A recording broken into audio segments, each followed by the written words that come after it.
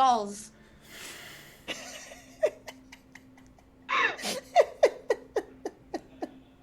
I know you said it. Who's laughing? Who's laughing in the background? That is that Andy in the background laughing? He's also too in a game, and we just both laughed at the same time. But his voice just is very. It has that bass, you know, If all about not, that bass. If that's not couple goals, I don't know what is. All I'm saying is, I've already caught on to your tricks. You tell us it's ready before it is, so that we'll get it out and then not catch it. But no, actually, that time was the trick, or not a trick. I mean, not a trick. Let me fix your square. There we go. All right. Welcome back, everybody. After reuniting with Art, the party discovers that they are in the abode of the Dusk Maven, an eerie roost high in the cliffside. They cautiously attempt to make their way up and out of the roost, crossing through numerous nests as they do. However, they wake up a handful of these sleeping harpies, one taking Perrin over the cliffside as the Dusk Maven themselves enters with a whirlwind of feathers and immediately eyes the party. Eden, getting this odd sense of familiarity, feels threatened and scared as the party starts to close around it. Art, after touching the Dusk Maven, confirms those fears when he identifies fey magic emanating from the creature. The party tries to act first, but the Dusk Maven was aware of their plans the entire time, waking the remaining harpies, and combat ensues. Through it all, Eden and the Dusk Maven remained locked in this eternal struggle until Eden finally fell unconscious. The Maven, however, realizing that the fight was not in her favor, attempted to flee, but not before Corvus could deal the final blow. With the words, as I scroll back up, Dwath Ananen, emanating from her lips as she drew her last breath. Finn quickly recovers Eden, and in time for her to hear these words. While they share a moment, the roost is looted by Corvus and Art. Perrin was below on the beach, safe, the harpy that took him dead at his feet.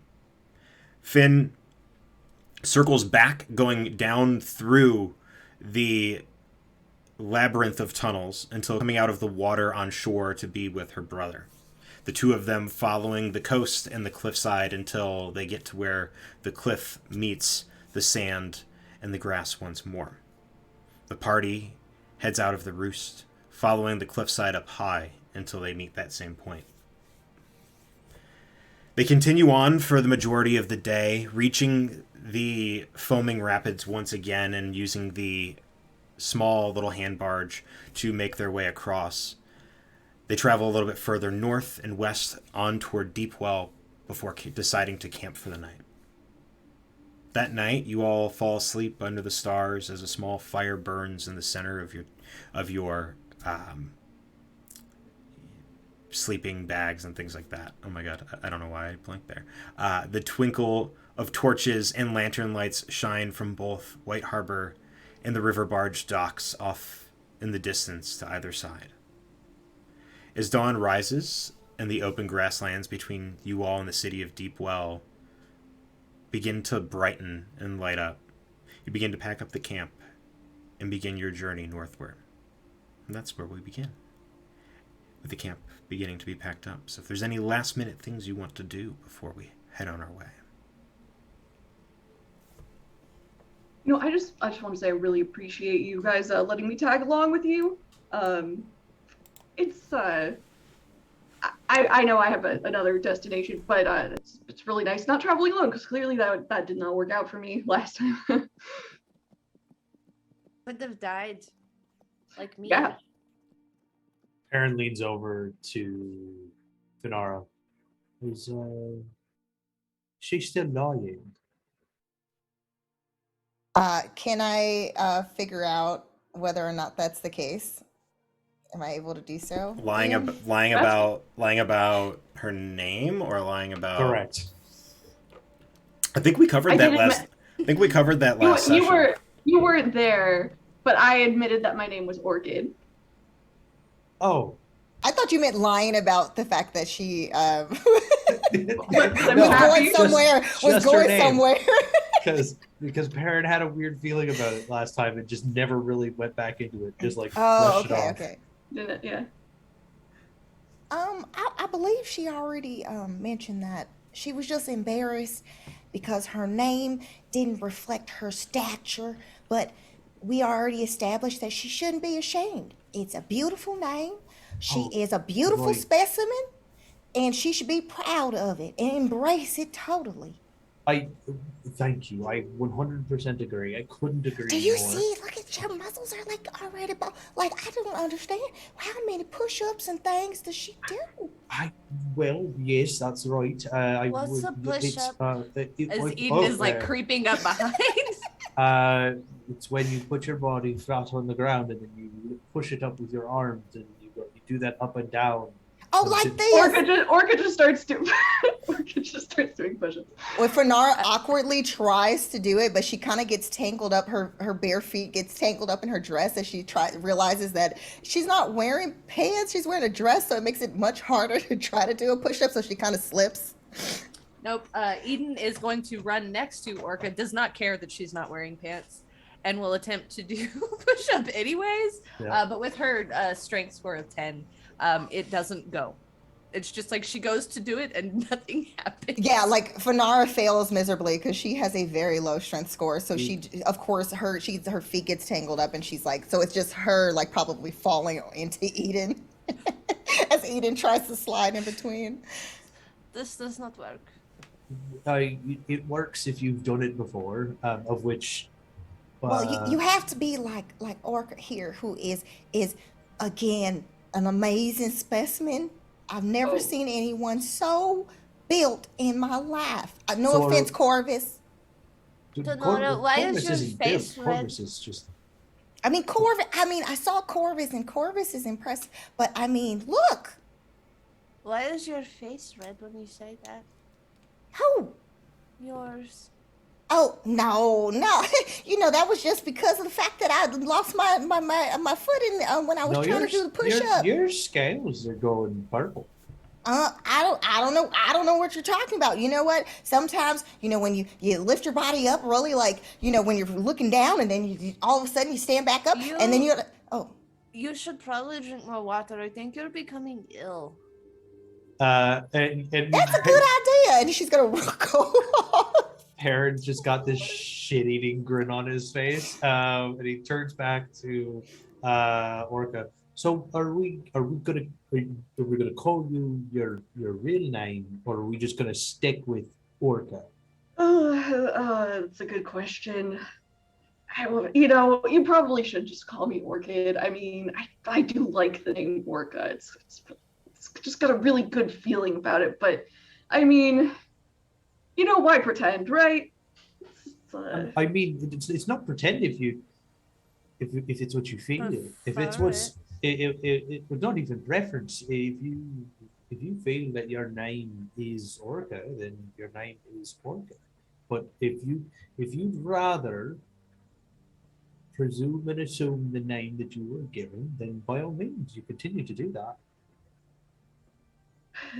Well, I'll think about it. I was just going to say, you don't have to figure that out now. You can have time with it and figure it out when you get there. We are very respectful of your personal identity. Yes. You're still purple.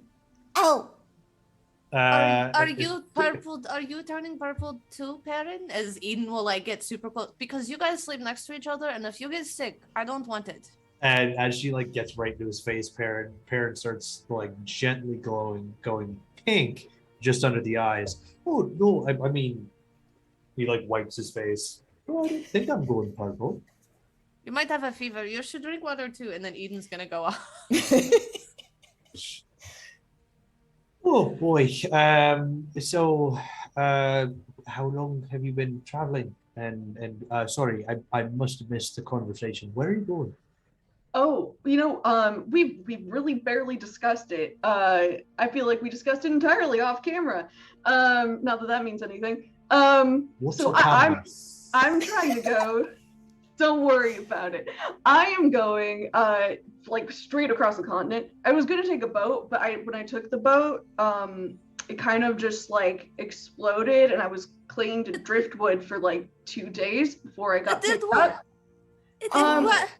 It was a really bad time, and so I don't want to take a boat anymore. I guess I'll have to eventually again, but we'll Right. cross that boat when we get there. Now, No, we won't. just for clarification, the boat exploded for reasons unrelated to yourself. Wow, I guess you don't know me, but no, I did not blow up the boat. No, Right. okay. Okay. It was a storm. Explosion is a strong word. It's more like it got dashed in the waves. Ooh, okay, wonderful. And he turns to Eden. You hear that? It got destroyed in a storm. Something that she and no one else could have in any way control over. You're right. So we should get on a boat so that I can have no control over my fate, and I might die because it rains. You walk into a forest, a jungle, or anywhere in the world, and you have no control over what happens if you're not right. That's not true. So you don't like boats either, is what I'm getting. No, water is evil and wants to eat me. There she goes again. I mean, okay. Counterpoint, I did survive that whole time. No, do you get seasick as well? I didn't have too much problem with seasickness. Actually, it was okay until the whole. I mean, I don't know what's gonna happen the next time. See, it's not that I dislike boats. It's just for some reason, which makes no sense because I do so well in the water, but it just does not sit right with my constitution. Yeah, I hear you. But I'm sure. Well, we'll get there. We'll figure it out. I mean, okay, so like she hates the water. She hates being on the boat because of how the water makes her feel. He hates being on boats because it makes him have to do heavy lifting work. By the way, how do you feel about going without your shoes occasionally? That's I don't mind that at all. Really? Because one of us likes to cry about it. One of you likes to what? Cry about it. About wearing shoes? Not wearing them. It's the Lord over there, right? And she points at Corvus. I'm sorry, the Lord. The what? What? He talks all fancy and he's got he's definitely nobility, right? No, he's just very particular.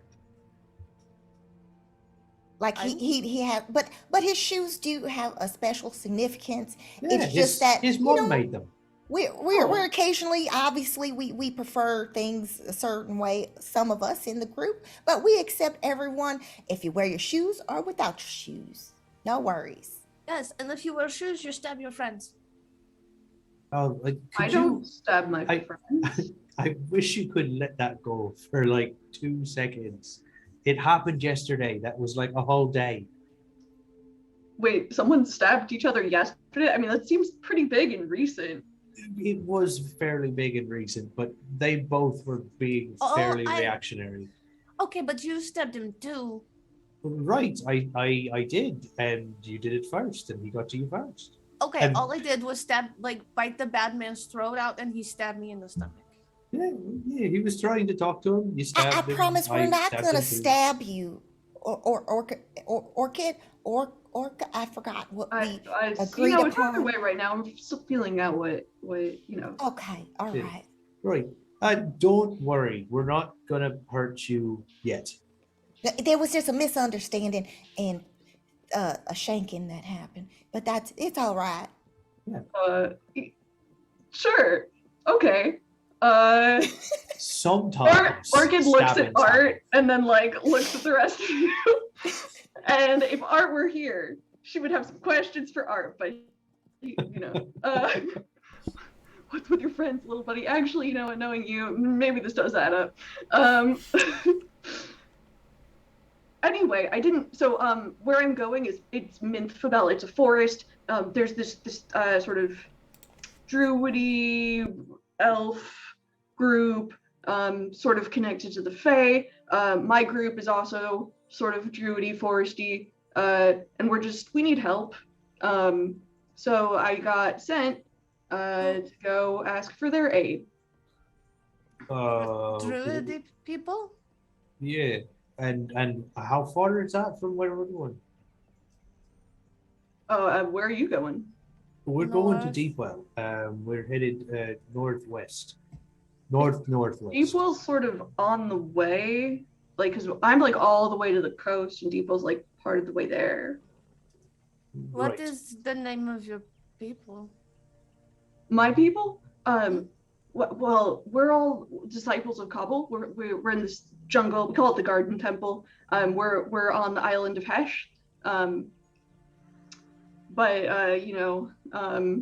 DM, would I have any idea about that since I read a lot of different things on cultures and such? It is from your chain of islands, so. It's from the isles? Yeah, it's one of the Yeah. Isles of Lilithal. It's on that. Oh. It sounded like It's a it. part That's of why I was your. like, do I know Yeah, it's a anything part about of. it? Give me a Give me a nature check. Okay. Do you want one from me too? Because like I'm from Thanks. there. If you'd like to. Sure, I'll make Yeah, a nature it's check. mainly it's not like to like be like, oh, like she's not No. telling the truth. It's me trying to have that common ground of like new friends. Yeah, that was a 5. A 5. Cool. I have a 21. 21. So you would know, Perrin, you didn't listen to your stepdad very much, so cool, whatever. It's an island, like you know of the Isle, like you know the Isle of Hesh. It's one of the bigger, like more populated isles, or at least in terms of like having bigger cities. But Finn, your dad traded in Hesh Seldun quite a bit. Never mentioned the jungles of Kabul, but like other than like very briefly, he never journeyed through them. He primarily was on the water. But you know that they're pretty densely packed tropical rainforests. There are people that live there, but you wouldn't have really known a whole lot other than that. Okay. Would I have known about the deity situation, or the one that they serve? That name? Like you know So I of. Oh, go for it. Melora. Yeah. Yeah, Is it Melora or Yeah. Melora. Yeah, Yeah. Melora. Melora, yeah, it's Melora, which is also known as the Wild Mother. Very naturey vibes from Melora. Yeah, you wouldn't know a whole lot about the civilization within the jungles of Kabul, more so because it's rather like private. They're more enclave like, which would probably be the top layer of what you would know. But Hesh Seldun is very similar to like Ishtani, where Perrin is from. It's a port city, pretty populated, and a lot of trade has to stop there before it goes around the island of Zenthir, or tries to go through the different tidal pools near Vistario and westernish. So how did you get here? Oh, well, I took the ship and washed up on shore, way off course, but thankfully still washed up. So where were you headed originally? I was headed for well, my ultimate goal is the Minfabel. I think the ship was going to stop somewhere else first, but it's all a little fuzzy, to be honest. Where is Okay. that at? Minfabel? Mm, Yeah. So like Cantor, it's basically like sort of in the middle coast there. I don't know what any of this says. What's Kent? Yeah. Well, it's the place we are right now. That's not true. This is. I guess that's probably right. I don't know what to call it. Yeah. The big the continent, the really, really big island. Okay, so are we still going there? I thought we were going to. We're going to Deepwell. Deepwell first. That's where we're Deepwell. headed now. That's Because where we're there's a going. library? Where Or- there's a library. Yeah, Corvus is going to take us to the library, and probably to his mother's. Do we get to meet Corvus's mommy? Yeah, we get to meet Corvus's mums. Mums. Is that what they call them? I mean, you can ask him. They're his parents. I keep and Eden is saying this all out loud, trying to get Corvus to say. Do we get to meet Corvus his says mama? nothing. Corvus is just like not even paying attention, is kind of like haphazardly writing in one of their many journals, just documenting things. Okay, so we go to Deepwell. We get to the books because we've got to get some stuff for Eden here, and then after we're done with the books and the learning, then we're going to. Are we going up to your? Are we going to look for your parents, Eden? I don't know. No, you don't know. I don't know. Did you want to do that? Kind of. Okay, well then we'll put it on the list of things to do. Is that on the way? Corvus, you probably know Cantor better than anyone here. Where are your parents? They said wife Glenn. Okay, is that on the way, Corvus? Hold on, I'm double checking the map. Or DM, and you could just let me know. We can put it off till whenever. There's a lot of preparation that might have to go into it before we go. What kind of preparation? Why? Because I've been gone for 200 years. But Well, then it's that two- doesn't 200 seem years like in a preparation's Feywild. needed. Might be different here. They haven't looked for me either. Maybe they just didn't know where to look, where to start. It's pretty big, as Orchid said. It's a big continent. Wisteria said they knew. Oh, Yeah, well, people say a lot of things. maybe. Oh, but you know what? That individual might be lying. I don't really trust that individual after all. You don't know if they were telling the truth. So You here- should see what happens when they get angry. They start to get really ugly, and then like their nails grow, and their skin gets really nasty looking. Well, and that's the difference between you and them. And so eventually, so we're going to go up to Deepwell, and then we'll go up to Wifeglen. We And could then, go to the other place first, and then go up there. Are you deliberately avoiding going home? Is that what you're trying to do? I will say I would appreciate if I definitely need to prioritize getting there because like Why are you going there? Not To be nosy if you don't want to share. I was just no, it's okay. Maybe we can help. Maybe. said But, druid none people? of you have any sympathies with the Zen theorem, do you? Was this? I'm sorry, what? The Zen theorem. You mean the assholes who are trying to own our continent? That one? Yeah. Okay. Good. Yeah. Those assholes are, of course, invading our island. And they were actually pretty cryptic when they sent me out here. But we've been fighting them. We've been fighting them. And it's been rough. So I think we were. They gave me this lockbox, and she like pulls it out of her bag, and like they said, they'll know what to do when you give it to them.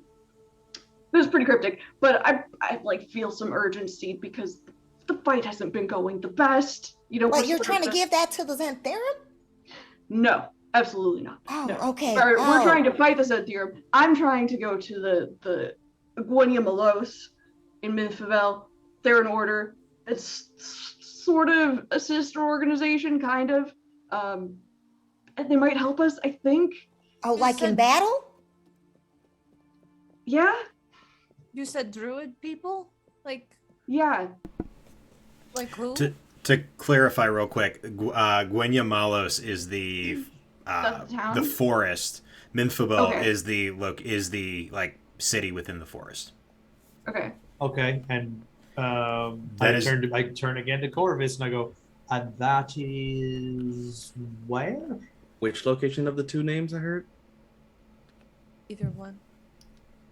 Minfavel. I know where wife Minfavel? Glen was. Min- Minfabel is directly west of Deepwell. Like if you literally like cut a line straight through. Okay. Yes. I'm looking at directly. the map I was looking at the Misty Shift. Okay. okay, straight Gwenmalos and Minfabel. Yep. Got So it. Minfabel is directly west, and Waifglen is almost directly north. Yeah, they are I knew both. what Waifglen was. They are both really, really long hauls from Deepwell. Yeah. Well, And didn't we come on a Zintherum ship technically? From Swagit We to did. White From Harbor. Swigert, yeah, we did, You but did. it wasn't like they were. We No. found out that the captain was not one with the Zintherum, right? Just so I can. Basically. she's not They're- 100% on board. She's kind of just like. They're He's opportun. employed by, but not a Captain, member of. yeah, Captain Hakat was a opportunist, for lack Yeah. of better Okay. words. Yeah. They- I was they- just trying to make sure that I was remembering correctly. Yeah. Great. Great. Yeah.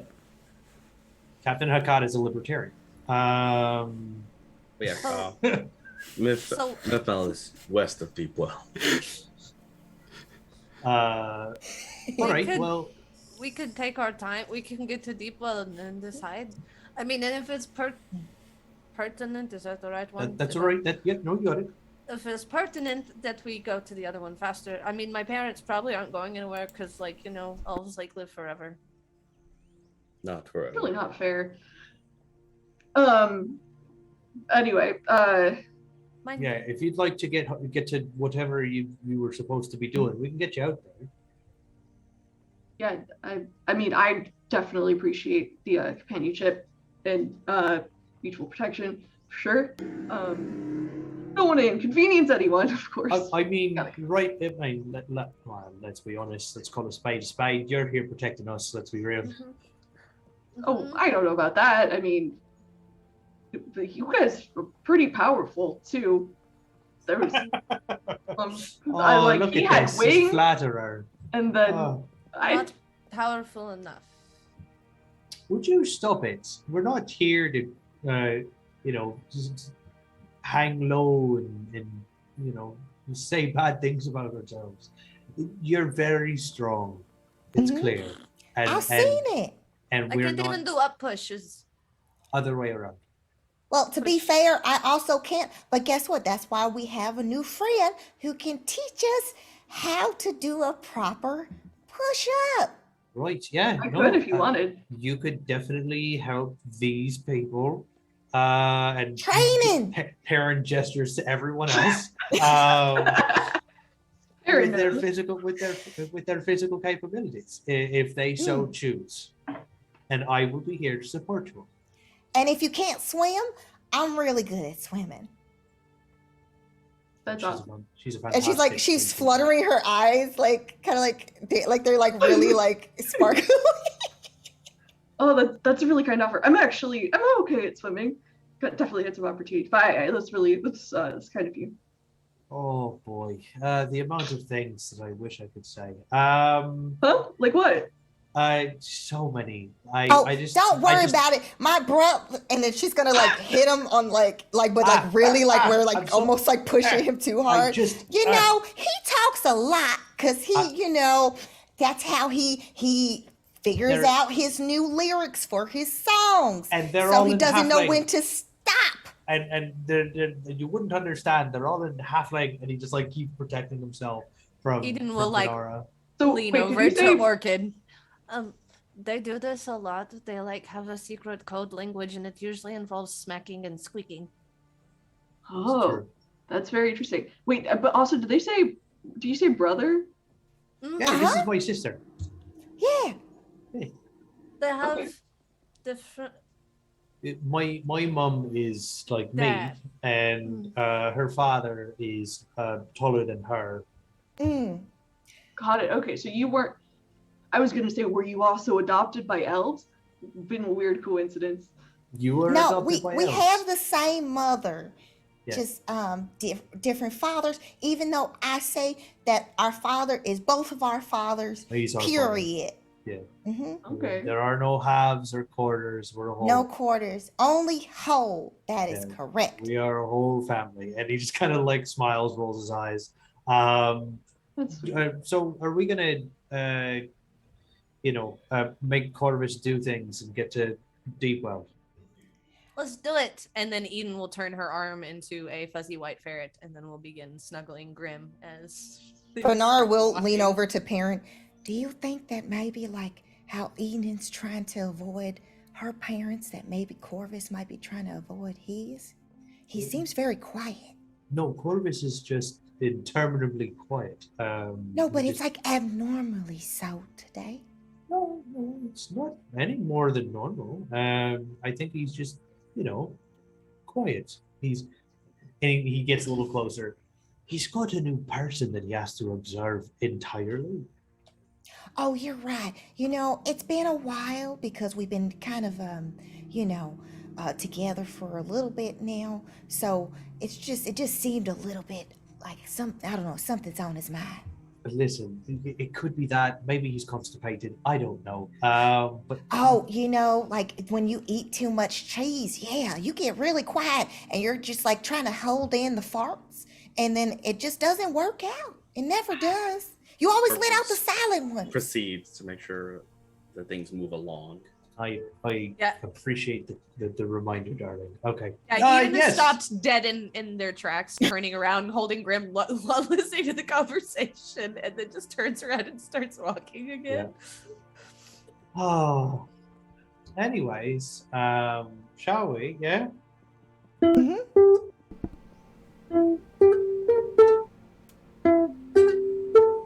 Who would like to roll a d20 first? Me. As you head northward.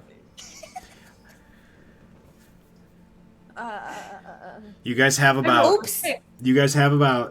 If you're going, so this is what I'll say. Given that like a solid more than 50% of the party has the observant feat, taking the -5 penalty on your perception checks is nothing. So I'm going to move. The DM is going to move you at a fast pace because even if you guys are, because one, y'all need the extra 6 miles. Two, even if you roll low, there's enough passive perception to make up for it. Okay, good. Great, fantastic. Or at least like you guys have high enough perceptions where as I'm hitting stuff, you guys will be fine, or should be fine. And for the most part, you're only going to do perception checks probably during rests, and if that, even. But yeah. Orchid. D20, just straight D20.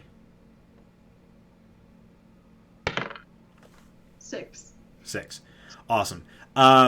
First day, you guys are met with completely clear skies. The sun is up. It's in the mid 60s where it's like cool enough for you guys not to like be sitting there with all your packs and gear, sweating it out, but warm enough where you're not, when a little bit of a wind comes across these grasslands, you're not getting that like little bit of chill. The day goes on rather quickly. At one point, I will say Art will walk up to Orchid and he is smaller, and his speed is not quite. Actually, his speed is faster than Perrin's, but he is still a little haggard from the Dusk Maven fight, and will ask to go up on your shoulder because I know that's what Eddie would have done. It's true. He did say, "Can I carry?" And Orchid will absolutely be like, "Yeah, sure," and just like sling over her shoulder like he weighs nothing. Awesome. But yeah, first day, no problem. I'm going to have you guys do one roll for watch. So if you guys want to pick one person to be the main watch person for that night, you guys can. Fenara. Oh. Okay. It's my turn. Yeah. All right. Oh, did you? I got a 6. Wait. It's perception, right? I wanted them to stay and watch together. See how that goes. I mean, if you want. It is a 22. A 22. Yeah. Eden, if you did want to stay up, you 100% can. Oh no, I wanted Corvus to stay up with me. Oh. We're good. No. All right. Cool. Awesome. But 22.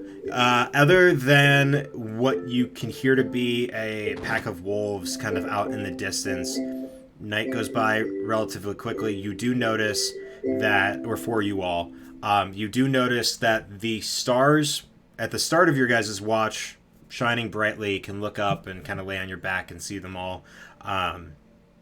But as the night wears on, clouds begin to roll in. Not very heavy clouds yet, but enough to obscure the sky and make the stars fade. Dawn rises. You pack up your camp. Point of order: do you guys have tents or anything of that matter? What sort of sleeping arrangement? Is it just, do you guys just have kind of rucksacks and? Got a bedroll. I've got. I get up only on have a tent. bedroll. Yeah, we got bedroll, no tents. But Okay. Eden doesn't have what I would call a tent so much as like a makeshift personal tent thing. Like, does that make, I mean, she's been roaming for like 3 months. So like there's definitely something that she has made so that she can sleep under a thing, but it's not really a tent. It's more just so there's not bugs on her. Okay. Corvus, did you say All something? right, no. I didn't know if you. No, no tent, just bedroll and many, many other tools, but none of which that could make a tent. Oh, that was the only other thing, GM. Eden wanted to go to the old lady's house either before or after Deepwell. Ooh. If Okay, hang Eden on. recognizes the terrain, Eden wants to stop at the old lady's house briefly. This way you wouldn't reach it. You would have to go up to Morlock. Like you would have had to go up the foaming rapids to where Dristan is, Yeah. and then cross over. Okay. You guys are going from White Harbor directly to Deepwell Directly instead of to, yeah. So you wouldn't have caught it. That's okay. Just making sure of that note. Cool. But now I know, so that's good. I But will yeah. say that Fanara would have, like, because her bedtime reading is her studying the languages, because she's still determined to learn Sylvan and Infernal. So she's definitely doing that every time they stop. Like, she's gonna read a little bit. Okay. Mark down. What have we been doing so far? Like half days and full days? Yeah, mark down. Yeah. I'll say. Which book? So she has one on the The Infernal language and also Sylvan. Cool. Awesome. Cool. I would say. Well, which one are you gonna do for this night? For the first night? Infernal. Cool. Awesome. Dope. Yeah, I'd say I'd give you a half day there. Okay. What's the weather like today, Glenn? Is it just clouds or? Yeah, it's clouds. You guys can't really tell how, like, you can tell they're getting thicker enough to cover the sky, but not enough to start like rain. Like, they're not rain clouds, at least from what you can tell here. Oh shit, we have a druid who can do druid things. If you want to do druid things, give me a nature check. As the druid morning bard? rises. Yeah. Nature check. That is gonna be. Oh wow! Hey, look, I'm good at stuff. That's an 18. 18. Looking up at the clouds as you guys proceed on your second day, you don't know quite when, but it's starting to get that like gray, like that off gray where it's just gray all day kind of vibe. You get the idea that it might rain at some point, either today or in a couple of days. We're gonna go around. We'll go around clockwise. So Corvus, roll a d20 for me. Oh wait, Eden would convey that to everybody. That's not. I'm sorry. I'm looking at my screen. Eden, roll a d20. Oh God, I will roll a different one. That's the wrong. That's Jay the wrong said clockwise. no and you listened. How dare you? That's so funny. That's 14. Okay, 14. A 14. Awesome. As the day goes on, you get a little bit of a drizzle. Nothing major, but the clouds still persist much throughout the day. Weather-wise, we're talking like high 50s, low 60s. It's still kind of springy and muggy and rainy. You're able to go the full distance. You guys kind of have what you need, between ponchos or extra gear or extra clothes that you can stack on top of you so you're not overly wet. But as the day continues and it grows darker, actually, what's your perception? Corvus. Who has the highest? Corvus and Finar. Corvus and Fenara, the two of you, far off to the west. And this is relative, like the land is almost completely flat here. There are sparse trees here and there, but off to the west you can also see, amidst this kind of rainy, muggy weather, just a thick trail of black smoke coming from the horizon. Coming Corvus. from which direction? From the west. From the west. Like due west. Are we direction we're about heading? halfway through the trip then? Roughly? You're about a day into your 6-day journey. Or this would be day 2 of 6, so a third of the way. So based on my knowledge of knowing the rough, this is close to the bluffs, but not quite. Yeah, you're still in that probably closer to. Yeah, I mean you wouldn't be able to see the bluffs from where you're at, but No, it would be but, toward the direction. But it would be is towards toward the bluff. direction would be kind of toward the bluffs. Yeah. Corvus, do you see that smoke over there? Over off to the west. It means nothing to us. Oh, well, you're more familiar with this area, right? Than any of us. So you sure we were not to be concerned with that at all? With how, I guess, the thickness of the black smoke, does it seem far enough to be from the bluffs way over there, or is maybe something slightly closer along the road between Deepwell and It would definitely be between the road and where you guys are. So it would be east of the road but west of you guys. So in that in-between space. and does it look like the smoke? Oh, go ahead. Oh no, go for it. Does it seem like the smoke is stagnant in its position, or does it seem like a moving smoke? Given that there isn't really much of wind, it's just kind of stagnant, going up in a plume and drifts a little. It doesn't look like the cloud, the smoke cloud, is shifting because whatever's making it is moving. If that's what you were asking. Got it. So it's coming from a stationary location, not Correct. a moving. Yeah. Yep. Then it means nothing to us for the time being. We continue on. All right. And we continue on. You continue on. Make camp for the night. I need a perception check from whoever's staying up. I think Corvus would, at some point, decide sleep is for the weak. Sentiment the player knows nothing about. 24. 24. Throughout the night, as I check your character sheet real quick.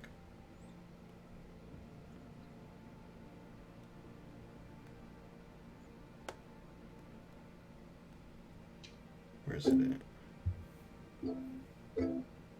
There it is. It's on page 4. It's the paragraph 3, sentence 4. Subsection C. You, in the night, hear. What are you waiting for? And you would recognize it to be draconic in nature. Well, this is alarming for 2 reasons. I did not know I knew draconic. And 2, is this a voice I can hear in a multi-directional, in my head, or is it coming from a direction? No, it's coming from the darkness behind you. And let me ask you this: who would you have positioned yourself in the middle of or around of in camp? I'm assuming if we have our camp circular around, presumably a fire of sorts, I would probably be as far away from Eden as possible. Okay. Which, so who would be on your left and who would be on your right? I'm assuming if Eden's there, Eden would probably be next to Art, and that means would be next to Perrin. But I would be between Fenara and Orchid, I think. It's coming from the side that Orchid is on. So it would be your left side. I'm going to take a soft glance in that direction. to see if there's anything observable in the darkness, particularly blind sight within 10 feet.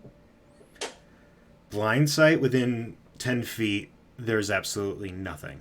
However, with a 60 foot of dark vision, you can see a set of shrubbery just kind of sitting there. There's like a lone tree there. And you think you can make out some sort of movement, like from branch to branch on the shrubbery.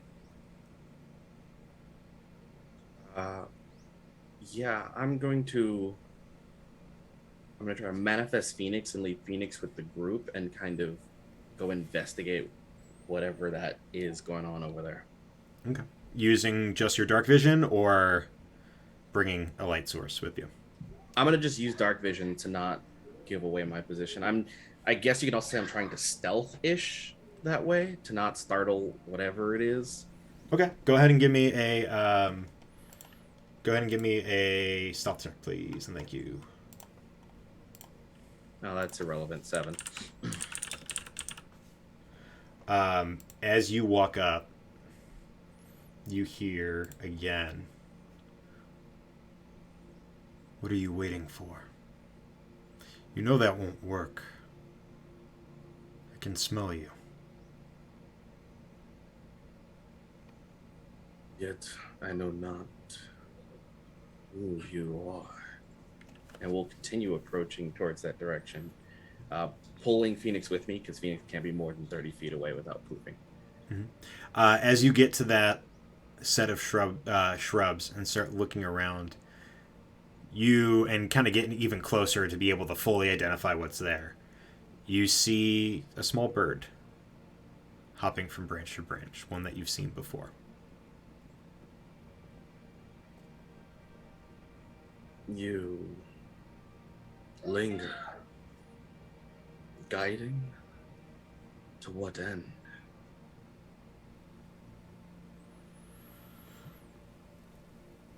You have walked many paths. Is this the right one? If you've known of the roads I've taken, then you know that no road feels sufficient, for they all point back to the same crossroad in which it started.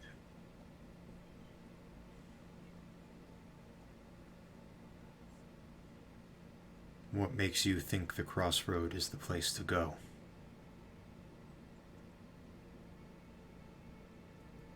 There is a choice to make at some point. I know not what choice to make. I have taken them all.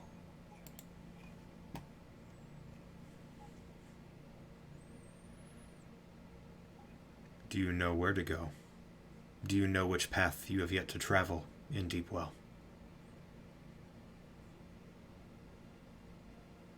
I have fought monsters, creatures, armies, and been slain by more things I can count. Yet all roads lead back to Deepwell. And yet every road in Deepwell starts me back at the beginning.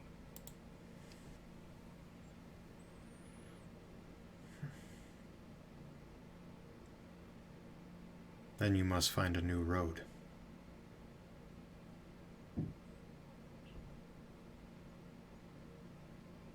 And I presume you know which road and speak not what answers I need.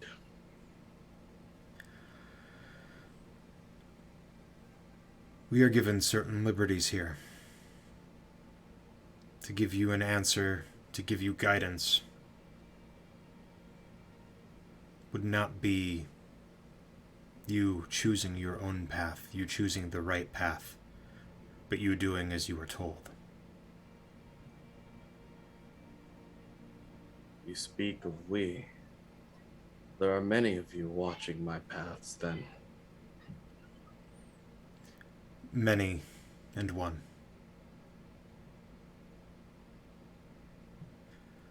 And do I get the identity of this one, if not many?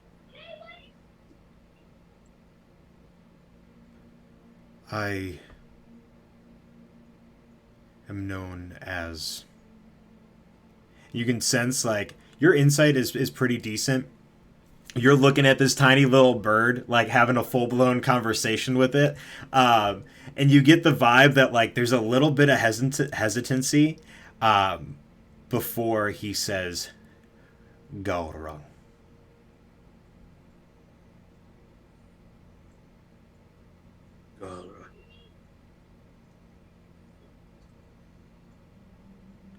Corvus commits like a few more times. Just go. Do I recognize this name in any capacity up to this point? Make a history check with disadvantage.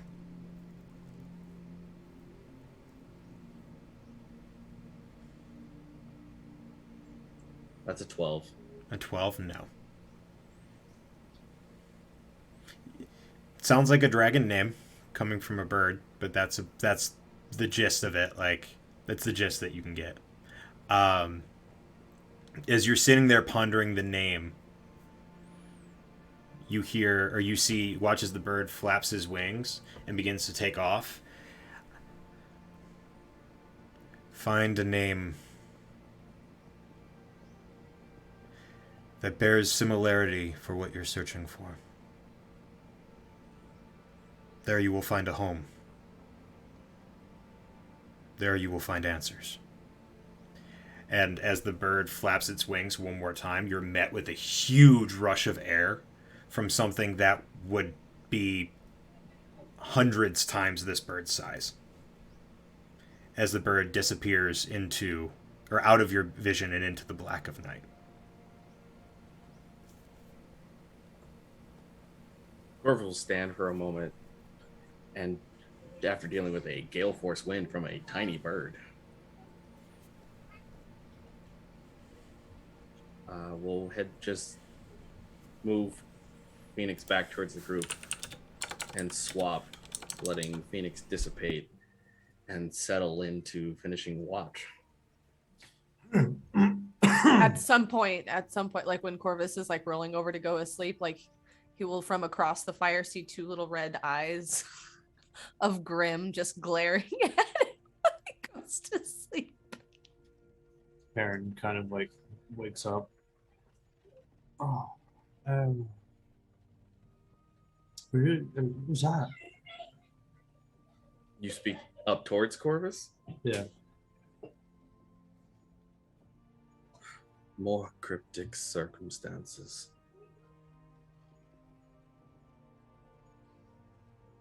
I was just walking by a song that I have right here for you. I don't know why, but I have a song for you. A song. I think it's fitting. Oh, I've got nothing on my mind, nothing to remember, nothing to forget. I've got nothing to regret, but I'm all tied up inside. No one knows what I've got. And I know it on the outside, what I used to be, I'm not anymore. You know, I've heard about people like me, but I never made the connection. They walk one road to set them free, and find they've gone the wrong direction. But there's no need for turning back, 'cause all the roads lead where I stand. And I believe I'll walk them all, no matter what I may have planned. Something like that. The notes are wrong in certain places, but it sounds about right. And that came to you while you slept. Sometimes it happens. Don't know why. There's like a the title I have right here is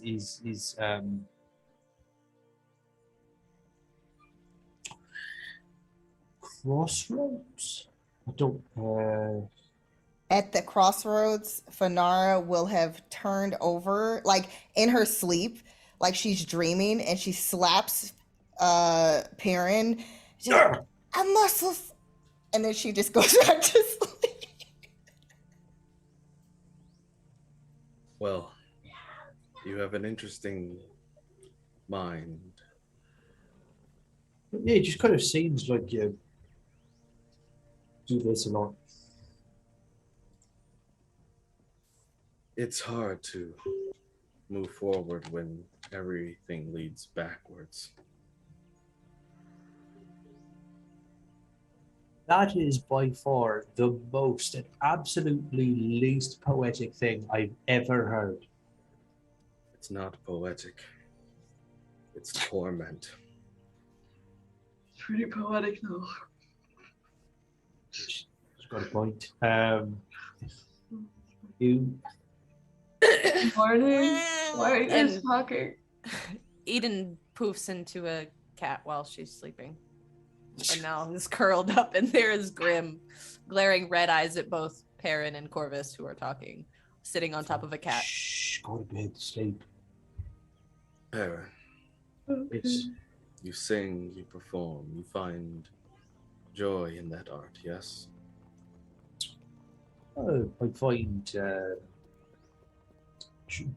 joy is a really hard thing to find, but I do find some form of wholeness. It's like when I'm singing, I feel like I'm full. It's like having the heartiest meal you've ever eaten. It sits right down in my stomach, and it makes me feel so good. Is it simply the singing itself, or is it being heard? You know, I couldn't rightly put my finger on it, but I think it has something to do with knowing that what I'm doing at some point or another, I'm going to provide someone else with that fullness. And that is a fact. An equal fact as much as knowing that one day you are going to die. And that makes you a lucky one. Right. Sure. I mean, I guess death is inevitable. It happens to every one of us. Some, he looks at Corvus kind of somberly, more than others.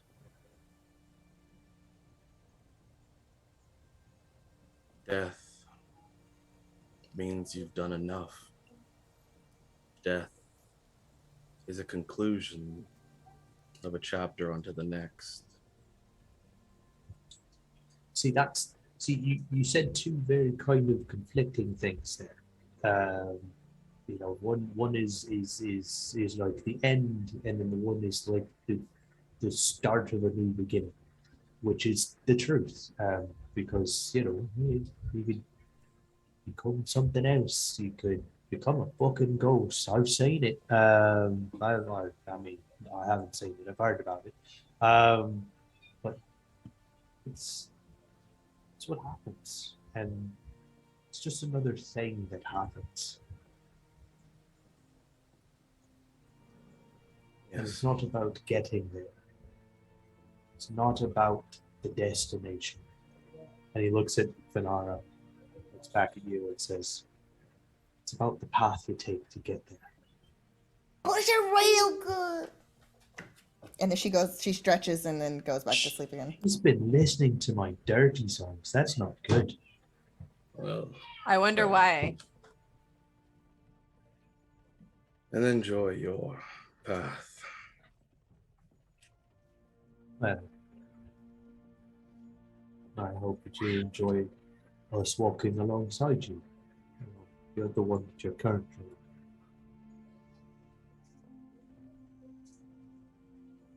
Corvus turns away.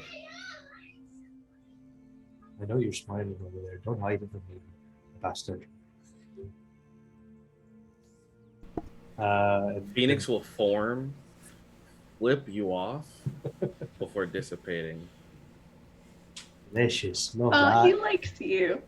And then Perrin will quietly busy himself until he wakes somebody else up. Awesome. As the rest of the night goes on without issue, dawn breaks. The storm lets or the rain lets up briefly in the morning, and as you guys are making your camp, and as you begin to set out on your third day, we're going to take a quick break. We'll be back in about 5 to 10 minutes. Hang out, go grab your own pint of ale, your own food from the inn, and we'll see you then. Push it Friends. real good. I eat that whole double sandwich. Motherfucking ice cream. There we go. It wouldn't transition. All right. Welcome back, everybody. All right. So where you guys pick back up. Fenara, mark yourself down for another. You know what? Let's do, since it's only during. It's a Sylvan now. You don't have your Sylvan book. Oh, I did give it to Art. Never mind. You go to Art. Art doesn't have your Sylvan book. That's okay. Question mark, like bubbles. The little, that's interesting. Does Art say what happened to the book? Art gave it back to you. Before you guys got off the boat.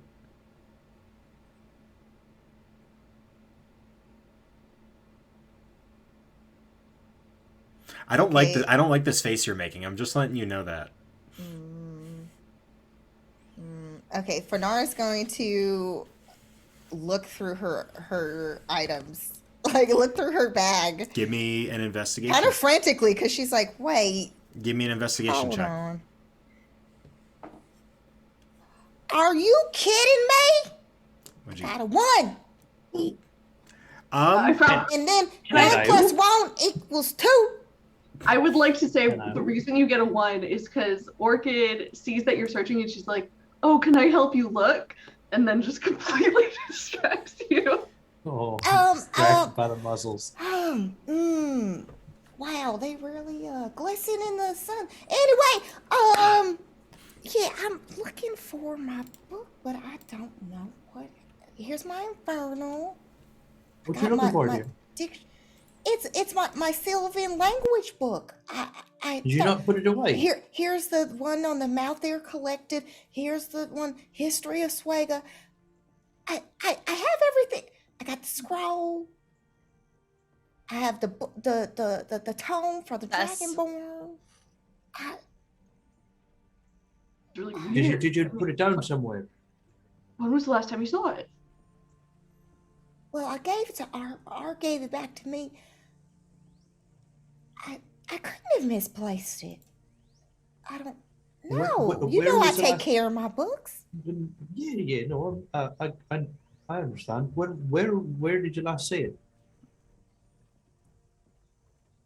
That was it was on the ship, right?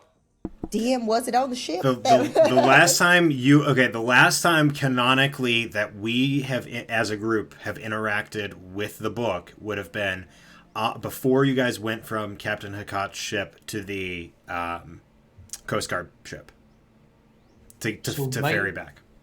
Oh, it was the ferry one. But maybe one of the people on the ship might picked your bag by accident. But that seems really odd that's the particular book. And then if the person really, really wanted it, I could have easily, we could have bartered or figured out some type of deal, especially if they had another book that I was interested in. Right, yeah. No, you're always into trading trade knowledge. So I don't know. Sorry, love. It's What just you really looking for? strange. Meanwhile, Orchid's like picking up like random rocks and logs and like looking under them. It's Just for shits and gigs, can you give me an athletics check? yeah, of course. Well, I only rolled a 7, but plus +5, so it's a 12. Okay. This is like prior before like you getting all your armor on and like ready to go. So like you're in like regular kind of just like travel clothes and like kind of bulging out of the shirt a bit. The muscles are like pretty jacked. Not only are you looking for like a little book, but like you're also getting a pretty solid workout while everybody else is arguing or staring at Orchid doing a workout. Yeah, Or just writing in their book because Corvus. that's what it does. Just- Yeah. No, I'm really sorry that you don't. Huh? Oh. I guess the book's not that important then, is it? No, it's very important. I got something in my eye. Sure you do. Okay, listen. If anything else, we'll when we get to the library, when we get to Deepwell, we'll see if we can get you another book. We'll see if we get you another tome. And I should probably get one on Orcish. Oh, really? I wonder why. Maybe you You can know, communicate. I like to expand my language knowledge. There's nothing wrong with that. Everybody has a hobby. I do know how deeply you wish you could spread your horizons. Oh, you're interested in Orcish? That would be really cool. Yes, I just think it sounds so beautiful when spoken, even though technically I haven't heard it spoken yet, but I'm pretty sure that I would think it was very lovely. So in Orcish, Orchid's gonna say, "Well, I think you're very lovely," but I don't think you know that. Corvus just kind of, huh. And then you'll see where I have no idea what, like, it's like that starry-eyed look that hits Fanara again, and it's the purplish, like, hue to the, like, sides of her cheeks where her little scales are. Also, Perrin, you should really support all of the languages because I know several too. And It's not that I don't. I mean, I'm just. It's just saying I can't speak to Eden anymore in Sylvan. Do you know Primordial? Real quick to go over what half-work sounds like for everybody. Half-work is like the cousin of dwarfish if the dwarves like punch themselves in the throat. So which I do know Dwarvish, so I sort of like I do like the sound. You know some of the words. You do kind of like there is a recognition where you're like, okay, cool, but it is very guttural and it is very, very like a very harsh language. I would find it to be like a combination of a Germanic language along with something like Arabic. Or Yep, Farsi. that's exactly what I was going to say. Yep. Why did I instantly go to Mongolian language? I don't know. It's very similar. It's like it that. Sounds very like Russian, but it's like not Russian, and it's like Yep. Mm-hmm. Yeah. In Sylvan, Eden has been complaining about things over the last 2 days to Grim. See, I can't even understand that anymore. I was starting to kind of get there. And now I have a dictionary, but I needed the language book in order to put the two together. We'll get you another book. Don't worry. Anything Eden's saying is probably just rambles of nothing. And then, like, halfway through, like, a sentence, I was complaining to Grim about how I got stabbed, and then I almost died by stupid bird ladies, and then I didn't get saved by somebody, and then you no I was trying to take care of the danger so that way I could properly try to help you.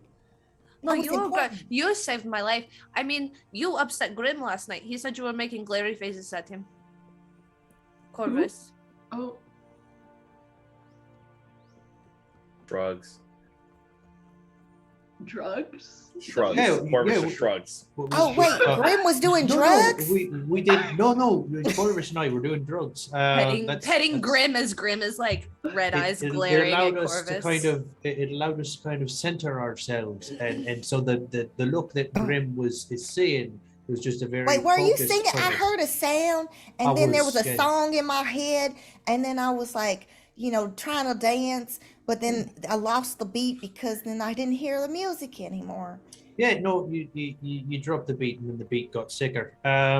It's honestly that is what happened. We were high, we were on drugs. Corvus reacts very like this, and you just points You to do Corvus as he is drugs? now. Wow, it seems like we really missed some stuff last night. Oh, You nothing did exciting. drugs? Yeah. Both of you do drugs? Yeah. I mean, I have herbal remedies, so I don't really consider those the same. No, What is it? I don't understand what a drug is. Oh no, for you it would probably be just like a mushroom or. Oh, that's a lot of fun. I mean, But then that's herbal and comes from nature, so technically it's not a drug. I don't know So- what a drug is. It's just Yeah. a made-up word you use. For sure. Most words are made up as it is. It just depends on how you string them together. That's and all who I you're talking heard. to. I misunderstood, I think. Yeah, no worries. Shall we go on then? So Yeah, that like we Corvus do. can maybe stop making poopy face? Yeah, Perrin, D20, please. D20. Poopy face, Corvus. Corvus says That's a 4. I love how we created this whole awkward moment about drugs based off of a misunderstanding. You know, We didn't hear shrugs. Fun fact: there are drugs in Ecriom. I've already made them. Oh, I can't wait to find. Okay. We get to Deepwell and it's like we all burn you guys get you get to Deepwell. It's just drugs. drugs. Just looking for someone hanging on the street corner and being like, we got the good Yeah, stuff. we're looking for the Aarakocra that sells drugs. Oh my god, Eden's gonna go cat form and just be like running all over the place. Drugs. Wait, a drug runner? No. It's just catnip. No one's affected but Eden. Oh, that would be funny, actually. Oh, it would be great. Catnip. Anyway, would you roll Shakes his head. a 4?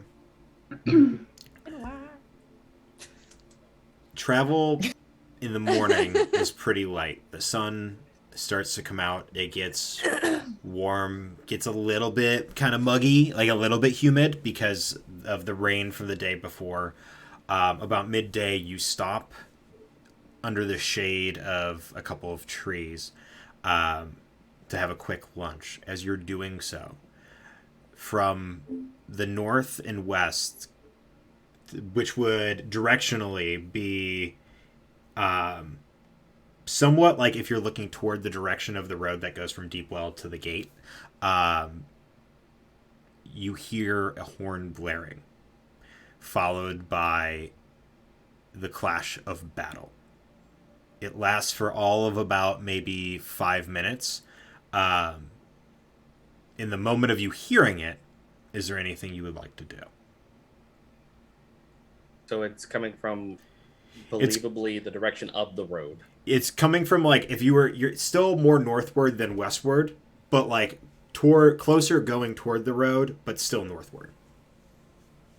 Eden will wild shape into a horse and then honestly like just look at whoever and is like motioning towards the sound. Perrin turns to Orchid and goes, I need you to get me up there. Oh, You can put me up on top. okay. And then Perrin like wraps his Yeah, arms like- around her neck. Immediately like just books it. There's by the way the horse is like kind of would be like a sorrel like chestnut color, except it's somehow pink tinged and it has fuzzy pink antenna. That's cute.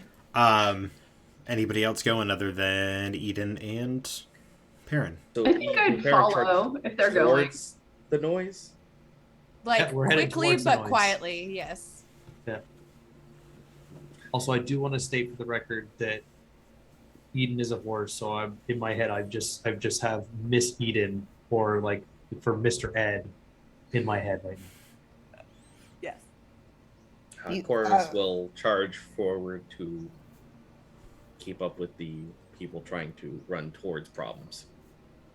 All right. Yeah, But, I I mean- would follow wherever Orchid is. She's probably like, because she finds Orchid very fascinating. She's going to be like basically nearby. But before Perrin and Eden take off, Perrin will hear under Fenara's like breath, where she says, "Talk about a ride to remember," and then that's it. And then she's like, "Lay on the dust around here." The parents Oh, are holding you on for okay? dear life. Yeah, and like as soon as it's one of those situations where it's like as soon as this like sound would get really loud Mhm. and it would be You'd pull evident up. that it's coming, and probably Eden's not used to having people on her back, so she's just gonna stop, which is good that With your Perrin's- passive perception, and then like with Corvus is what, you get 50 feet of movement, so it'd be 100. Corvus is keeping up with you mostly. I'd say because of the gangliness of having somebody on your back and that being a little bit unfamiliar, you'd be reduced a tiny bit, but not a whole enough. But like Corvus is mostly keeping pace. You get to the point where you pull back. It'll take about another minute or two before 60 feet. Oh, 60 feet. Then never mind. Sorry, Corvus. You're being outpaced by a horse, of course. And I'm sorry. I hate myself for saying that. Wilbur.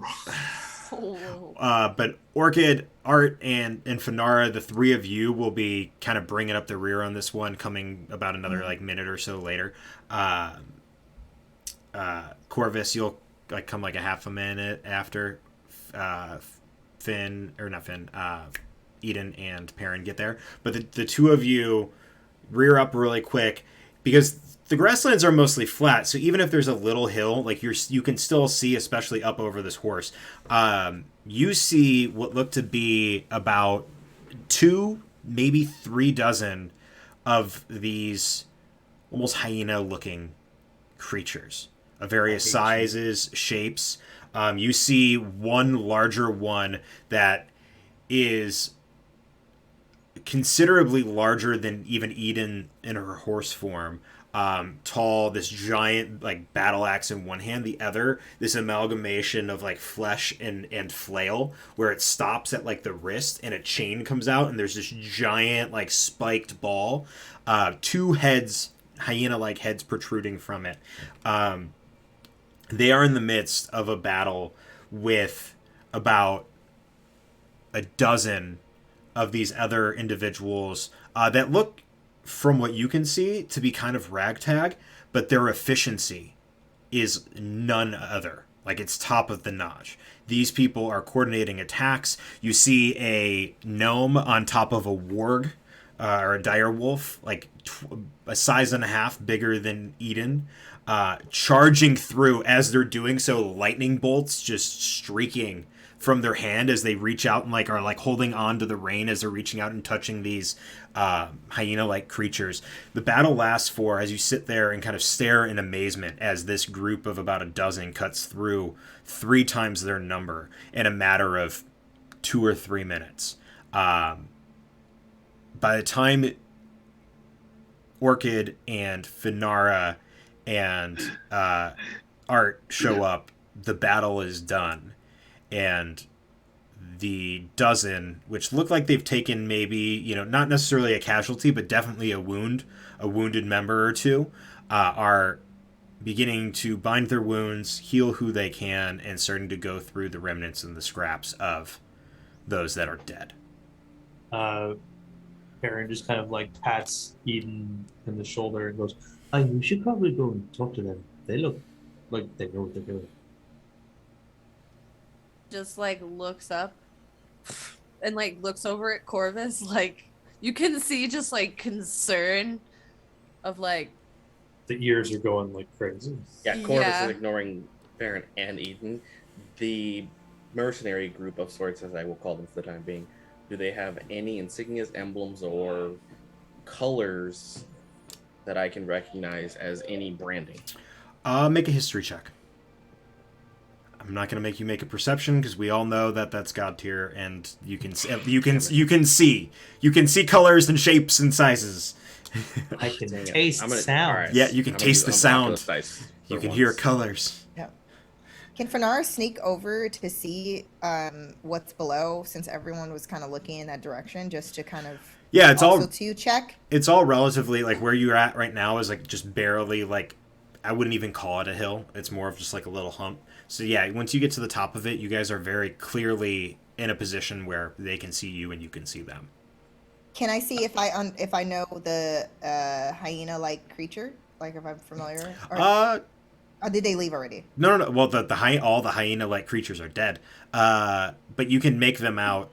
Go ahead and make a nature check for me. Nature or history check for me. History 18. 18. With an 18,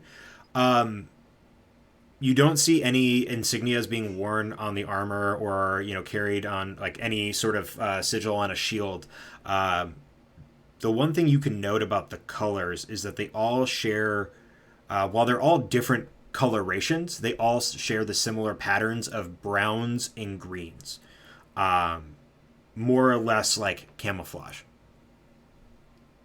So definitely a less of a company coloration and more of a guerrilla style coloration? Or does it seem like it's intentional for uniform rather than tactics? From where you're standing and how they're interacting with each other, it seems uniform. Like they don't seem militaristic in the sense of like they're an organized like group, like part of an army, but it's definitely an organized force of some sort. Got it. And then a 16 on my check. 16, yeah, you can definitely recognize these as gnolls. Gnolls. Yes. The abomination with the two heads would be what happens when a gnoll decides to crossbreed with an Etten. Ooh, That sounds sounds wrong. Yeah. rough. Corvus will remain Not good for somebody. there and kind of keeping hand out for everybody to not move forward. Because I want to see if once they're done, which direction they move towards. Have we been spotted yet? Since we're sort of out in the open. Depends I figured we stopped behind like a tree line and we're being pretty quiet. if you guys want to try group stealth check, let's do that real quick. Okay, that Just- goes well usually. In your horse form. Yep. My horse form. It goes good. So 16. 16. I'm on a horse. Nobody And- sees you. Yeah, but you're small, so you can like hide behind the neck. I was just going to say, I was like, with your thick neck. Oh, sorry. A 2, a 16, Corvus, 11. 11, and Not great. a 10, and Finn. That was a 3. Okay. Love it. Well, the And this good is Yeah. stealth, right? Stealth. Yep. Yeah. So that's a 5 total. Cool. But Well- obviously, Well, the good news is that even Art didn't help you, with the even out the average. He helps us in other ways, just not like this. Correct. yeah. It's his pan. But in you know, the his pan makes it's noise. oh my gosh, yes, the pan, or the butter. He's like sitting there eating butter the whole time. But no, you guys, as you're like sitting there like talking, trying to figure out and like conversing about like, okay, cool, these are gnolls. They're these kind of uniform. You watch as the gnome on the dire wolf and the dire wolf's head kind of shifts and turns in the direction of you, Eden, and the ears perk up and the snout and face turns. It sniffs for a second and then kind of looks that way, and the gnome Oh no. and the gnome Oh, no. starts to make their way toward you.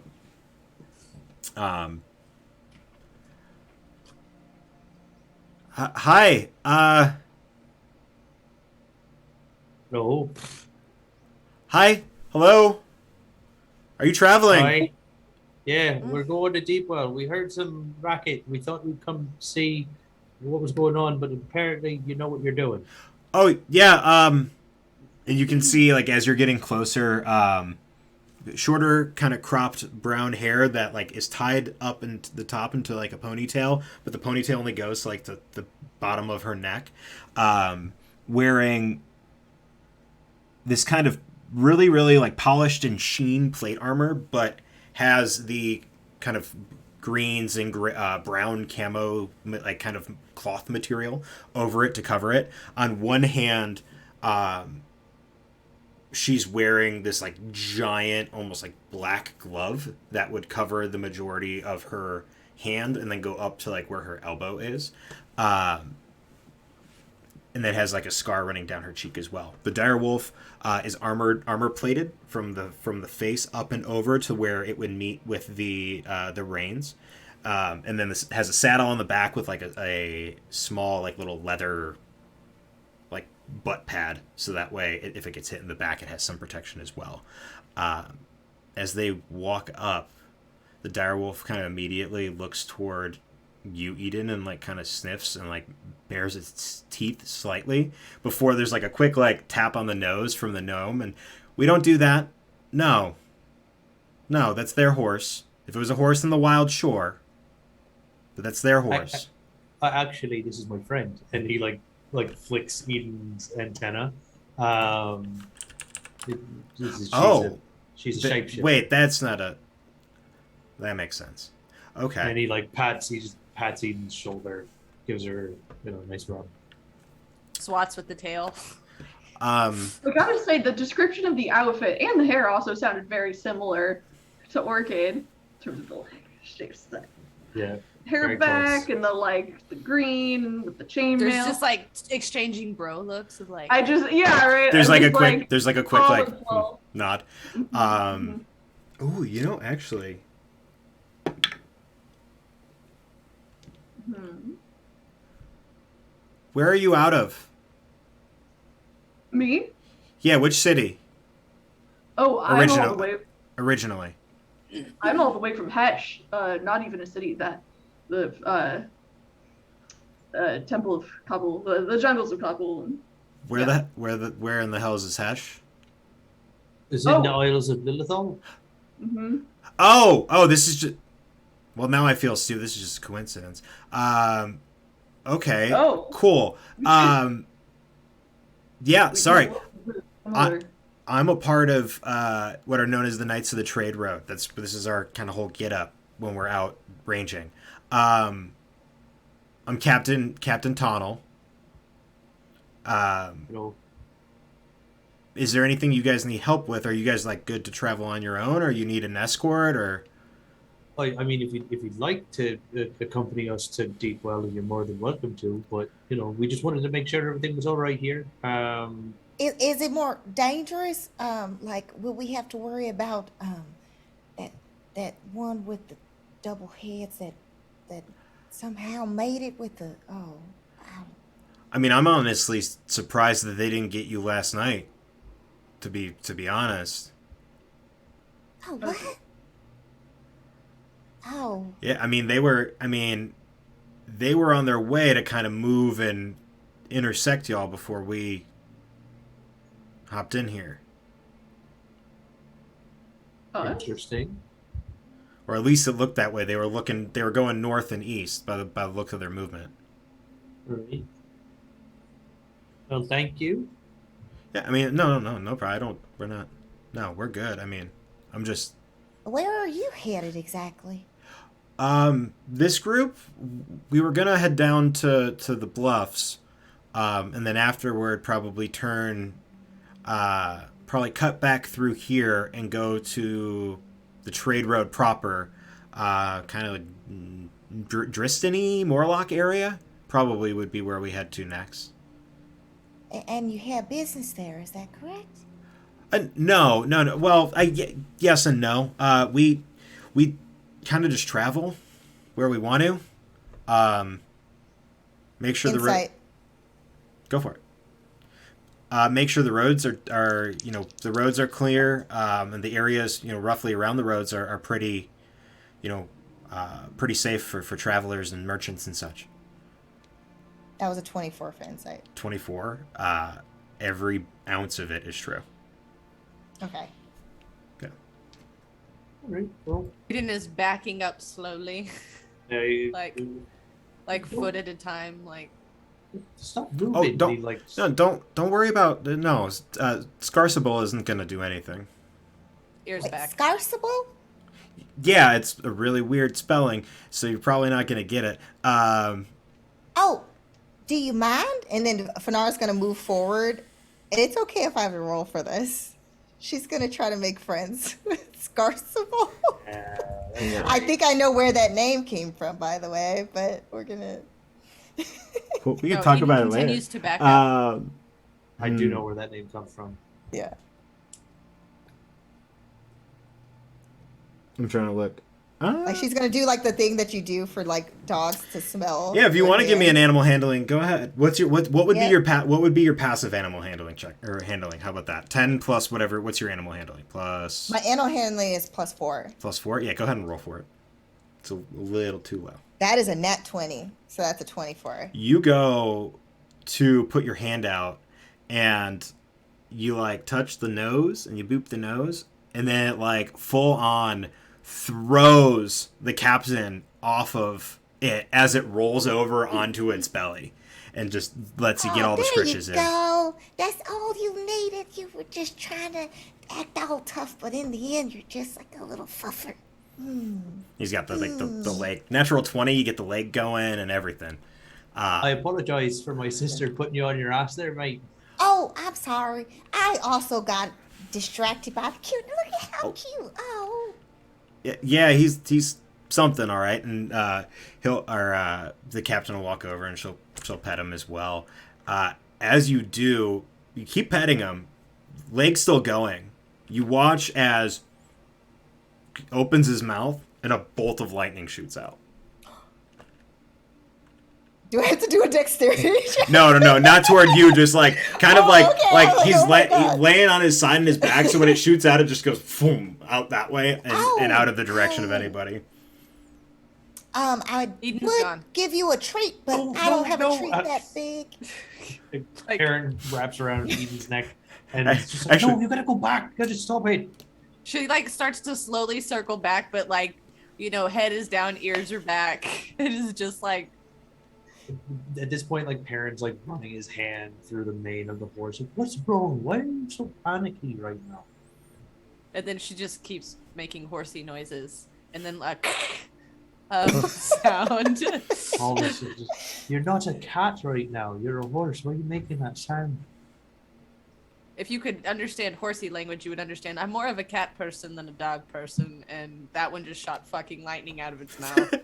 So- And he, like, Perrin just kind of leans his head down to, like, the back of Eden's head and just, like, presses his forehead against her and just, like, really digs in with his hands, trying to, like, emulate his sister and, like, what she used to do at the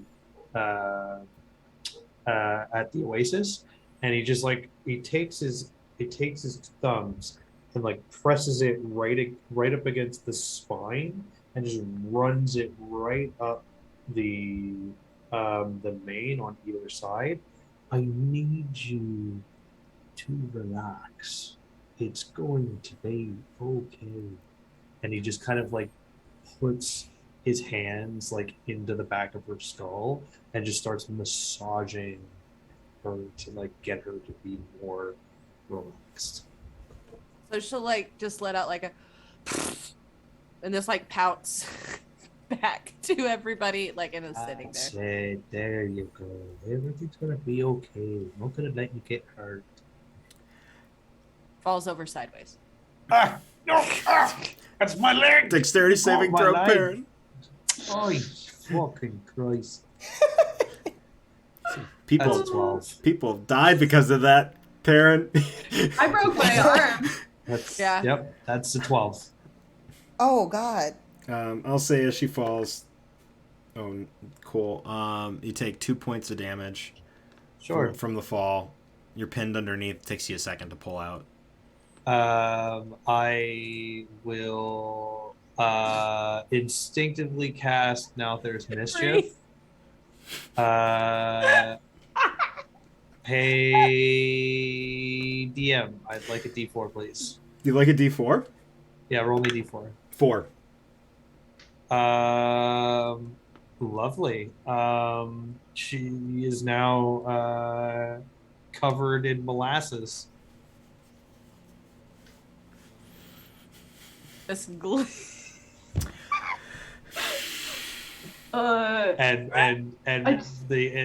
the 20-foot cube where the molasses appears, it is now difficult terrain. Oh my god. Corvus heads towards Deepwell. Cool. You continue on toward Deepwell.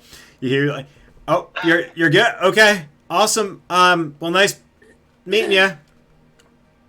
Oh, wait, Corvus. It feels like we weren't done. I guess Bye, we're going. Scarcival. It was so nice getting to play with you for a little bit. Nice to meet you too, as well. And sorry that you got thrown off earlier, by the way. Oh no, you're fine. Yeah, no worries. I mean that. Yeah. Safe travels. Yeah. You think, are there a lot of those things out there? Just real quick before we catch up with a friend. Like, should we be concerned?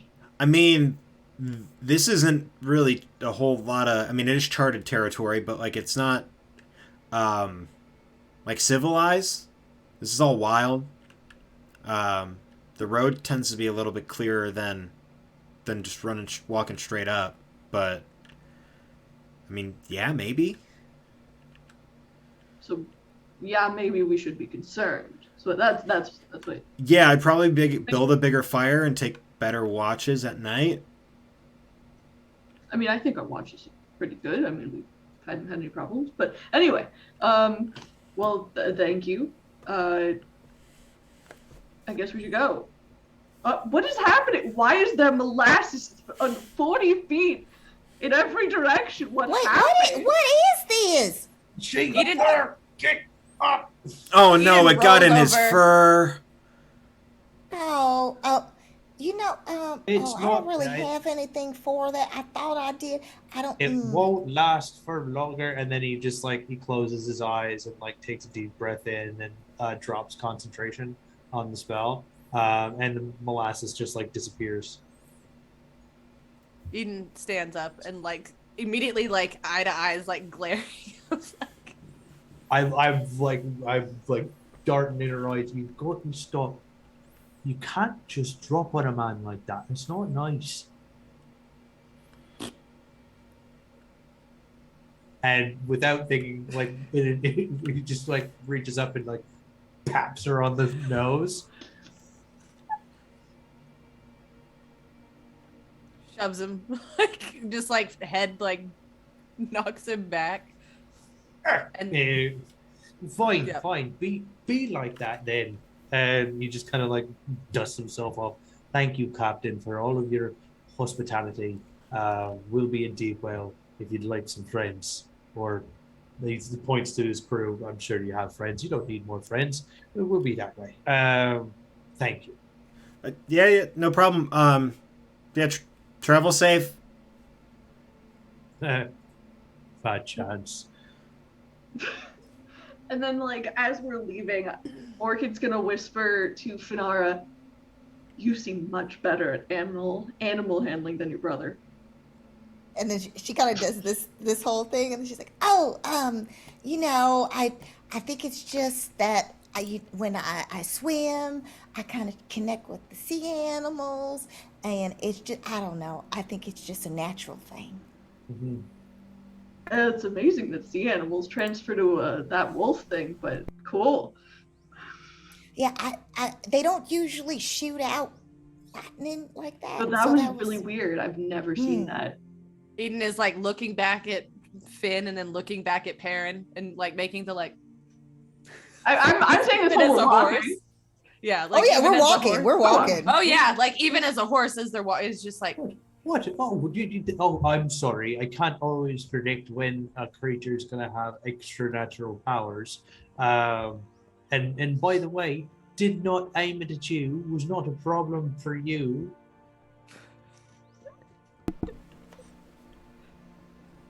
So I don't know what your problem was. I swear to God. Avandra, help me. Let's Trotting happily. yeah, with like, with fucking goddamn with Corvus like 100 to 120 feet ahead of us. You know, we're gonna lose him one day simply because we fart around too much. Or is he gonna lose us because he's just so determined to get somewhere rather than enjoy the trip? Oh, now that's a good take. I like that. I like that. That's spicy right there. It's Eden will all just about the journey. That's pick what we're Perrin trying up. to tell other people. Okay, all right. Yes, okay. And then, like, we'll stop and look back at Finn. Like, kind of like motioning towards her back. Do you need us to take Perrin off your back? No, she Nod wants to yes. know if you. She wants. No, She oh. wants you to get on. Oh, I don't know if I can hold all three, but I would expect I would be a little too beefy Well, for that. And there's still Yeah. art. There's art, so there'd be 4. Yeah. yeah. I don't know. I think that You guys. I unfortunately I don't. weigh more. I don't feel like. Okay. I don't feel like Corvus is sprinting. Based by the gait in which his shoulders. There. Oh well. Never mind. Now he is. No, No, just Eden will you just then wait, all of a also- sudden Corvus's arms do this. Also, Just then instantly Art is Naruto also runs. thrown onto Eden's back, and she will book it, leaving Finn and Orca to catch up with them as they, all like, right. books it towards Corvus's direction until Corvus. We're Perrin, just yeah. we're gonna let them just Perrin, run in yeah. that direction. We're I'm not running. No. No. You guys all got to Perrin rest takes for the Art. night. Like That's y'all. right. Then Corvus you is all just know you're resting going, together. That's like right. 15 feet movement speed kind of thing, like half pace walk. And then all of a sudden, Yep. And then there's just a horse suddenly right by Corvus. With It does the quick hold up where all the feet are like pushing on the ground to try to stop, cartoon style. Yeah. Art's on the back going, "Whoa!" As I'm like holding his arms around me for dear life, and And- one arm around fucking her neck.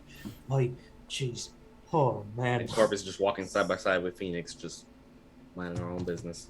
then Eden will happily trot up and then just casually start walking by Corvus, like emulating his stride, and is like,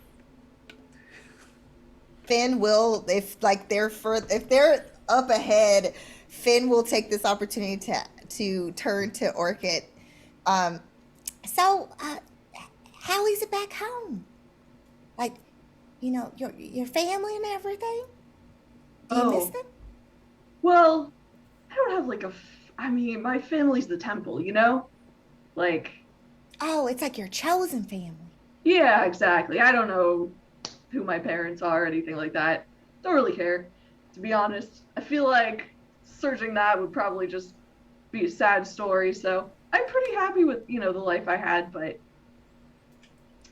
So you were with them at a certain point in your life, but you chose the temple. oh, well, no, I didn't get to choose the temple. I was sent to the temple, but if I had the choice, I would have also chosen the temple for sure. Gotcha. Well, as long as you're happy now and it's a positive home environment, I think that's all that really matters. Like, you guys care about each other and support each other, and that's what really counts. I think you're right. Do you miss your family? I mean, I guess you've got your brother here with you. But I still miss Mama and Papa. I think about them and wonder how they're handling everything at the Oasis and what they're up to and what Mama's baking. I even think about our aunt and our uncle. We don't talk about, but I still think about him, and I wonder if he's irritating Dad at all. Why And I don't you think talk about- about them? Or can you not talk about that? Oh no, it's just he's not fun. He's just if you ever had like a thorn in your side, but he's like everybody's thorn in their side, if that Okay, makes yeah. sense. Yeah, Sure. Yeah. he's just referred to as the uncle that sucks because he's not really fun to be around. To be Okay. quite Yeah, frank. I think I get it. I think I get it. Yeah, but then also too, Grandpa Al and all he always pulls all the best pranks, and then Grandma Mario, she always has the special candies, and she always gives them to everybody. Doesn't matter who, even if they're not her grandchildren, she'll still give you a nice candy. It's the honey and the rose hip ones. You're familiar because I mean you're kind of in the same area, right? I go to Hell Saldoon fairly frequently, so yeah, I've had that for sure. Yeah. Yeah. Mm-hmm. Yeah. I suppose I am worried about back home. I've been so thrown off course, and I worry that something bad could have happened. I wish I could talk to them. Yeah, that's the only thing is that I wish that, like you said, you can kind of just keep in touch a little bit more often than, Yeah, written the Isles are so correspondence. far, though. It's really far from where we are currently. Mm-hmm. But sorry if I'm asking too many questions. Oh, no. But That's fine. I like getting to know everybody, and I guess in my head, because I've only been around my family, I always am curious about where everybody comes from. Everyone has their own origins, right? Very, very true. Yes. I definitely. It's sort of interesting. I lived kind of isolated, but also was the one so before I got sent to the temple, I lived with a bunch of elves. And they were like worshippers of Corlon, but after a while I was growing up and I was sort of sticking out, and Were they sea elves? just normal elves, Oh, okay. All I right. guess. Not sea elves. Anyway, but they, yes, sent me off to the temple, which is much more orcish, although I'm only half orc, so I still But kind of stick that's out. okay. I'm half sea elf and half halfling, so seaflin. So it gets a little confusing for people to understand. So hence my height. My daddy's really really tall, and his skin is a little bit different from my skin, but you can still see similarities. Orchid's gonna just reach and just sort of like lightly touch the scales on your face with her finger. I think that looks really pretty. Oh, thank you. I sometimes get a little self-conscious because, people see me and my brother together, and obviously, having the scales on my face, it kind of takes away from our resemblance a little bit. Well, So I get a definitely little know what it's like to be self-conscious. resembling no one around. So, Well, I guess we have that in common. We're unique individuals. yes, we are. We should probably catch up with the rest of the very unique individuals in this party. Yes. My legs are a lot smaller than yours, so Oh, you want to I'll try to catch up as best I can. So she's going to try to keep pace with best she can with Orchid. You just muted yourself, DM. Damn Yes, it, I yeah. did. The two of you are able to kind of get a quick sprint in to catch up with the rest of the party. You journey on the remainder of the day, Eden eventually turning back into Eden,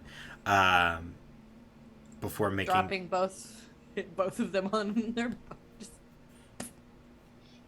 very Gonna break a bone. no safety. But you managed to make camp for the night. If somebody would like to roll perception, go for it. at this time. Fuck yes. If Eden's taking watch, Corvus is up. Well, Okay. that is a 6. That is 24. 24.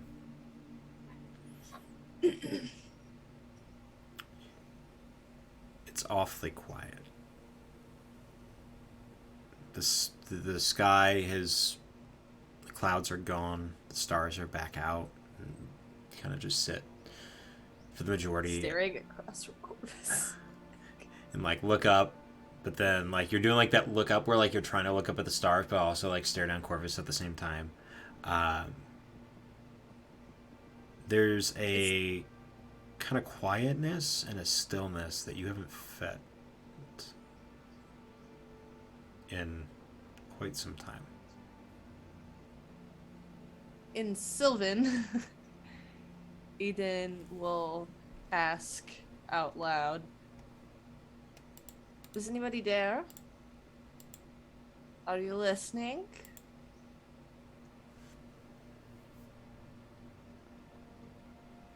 Nothing.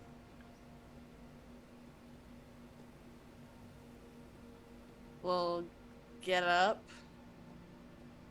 Is there like tree line, like what we're looking at? You guys would have probably camped underneath a tree, like within a set of trees for the night, given like that note of like, hey, you probably should have a little bit more protection. But as you step up and like kind of step to the edge of camp and look out, just kind of the emptiness of the grasslands beyond. Nothing really sticks out to you. Nothing really calls your attention. You can see a little bit of the breeze kind of shifting the grass here and there. Eden will go back and like turn to Corvus. Is Corvus still watching? I'm assuming what Eden's doing. Oh yeah, Corvus is watching and just note taking. It's too quiet. Yes, as it should be. Corvus, am I a monster? In some definitions, yes. Like what? Because you said the other day when, you stabbed me, that, you protected people from things, right? That is part of the job I've had in this life. To protect and hunt, to protect them from monsters, which may include hunting monsters specifically. What definition do I fit then? You fit in the one that most are weary of. Unassuming. Passive in nature, yet violent and vicious underneath. Reckless, filled with rage, not only of your own. With a loss of control that could bring doom to those around them.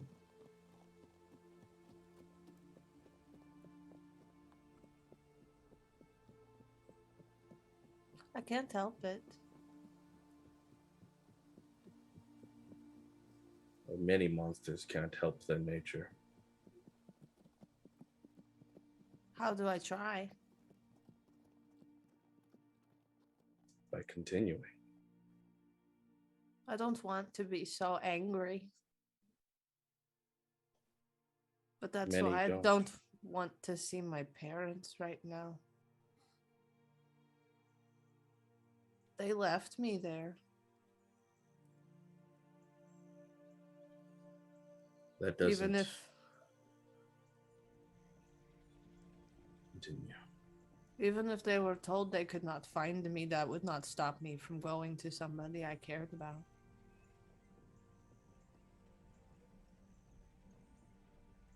There are many reasons people turn to darker instincts.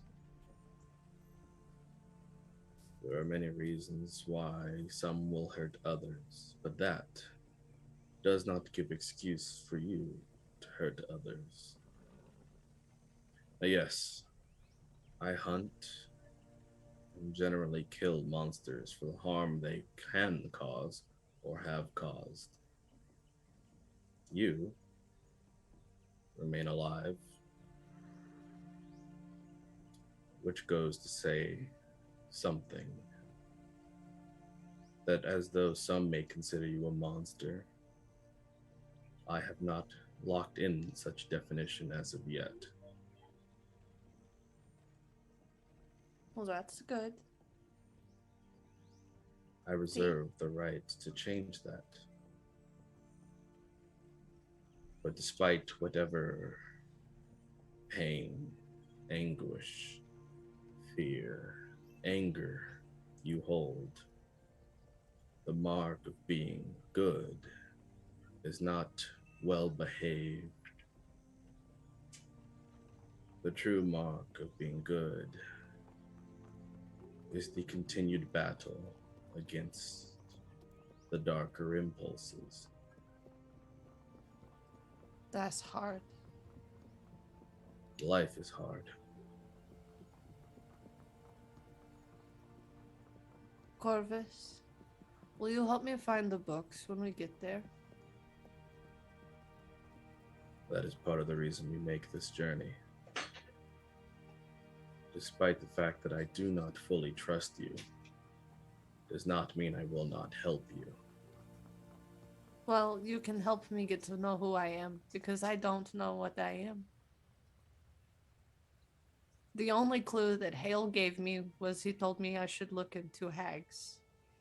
I don't know what this word is in Sylvan.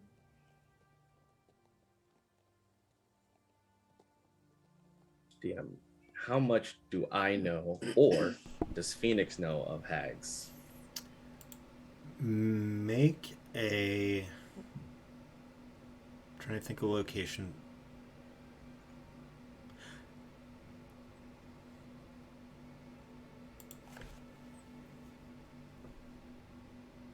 There was a time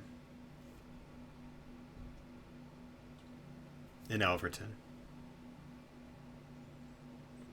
Your parents, your moms, lived on the outskirts of the city, practically in the Wolf's Wood itself. There were moments in time when you were a child, prior to becoming, coming into your manhood and being able to do what you could to defend your parents, where people would come and they would throw words at your parents. Hag would sometimes be one of them. Your parents were 3 women living together in a hut in the middle of the woods. You would have done at least a little bit of research into what the name meant, or what the word meant. And while your parents, other than that fact alone, had no other similarities to the word, it's a word that kind of stuck.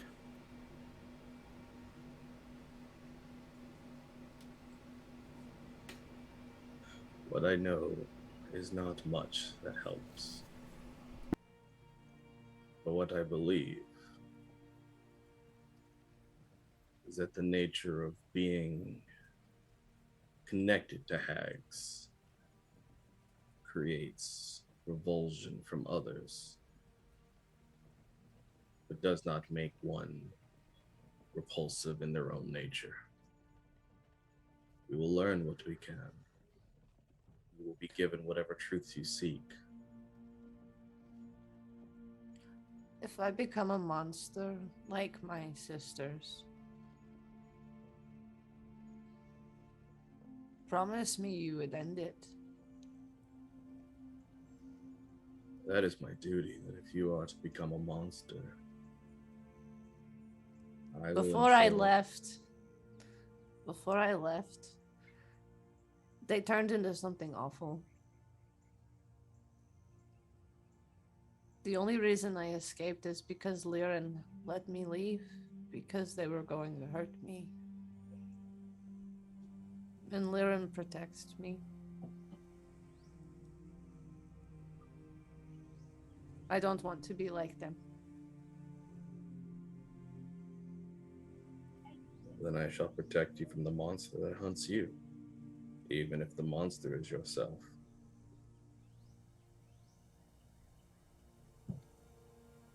Also, you should pet Grim because he really thinks you're mean. She holds up the white ferret. Just a very angry looking ferret. I will do no such thing. He says he told me so. If she wants him back, like... Still staring. Continues to watch.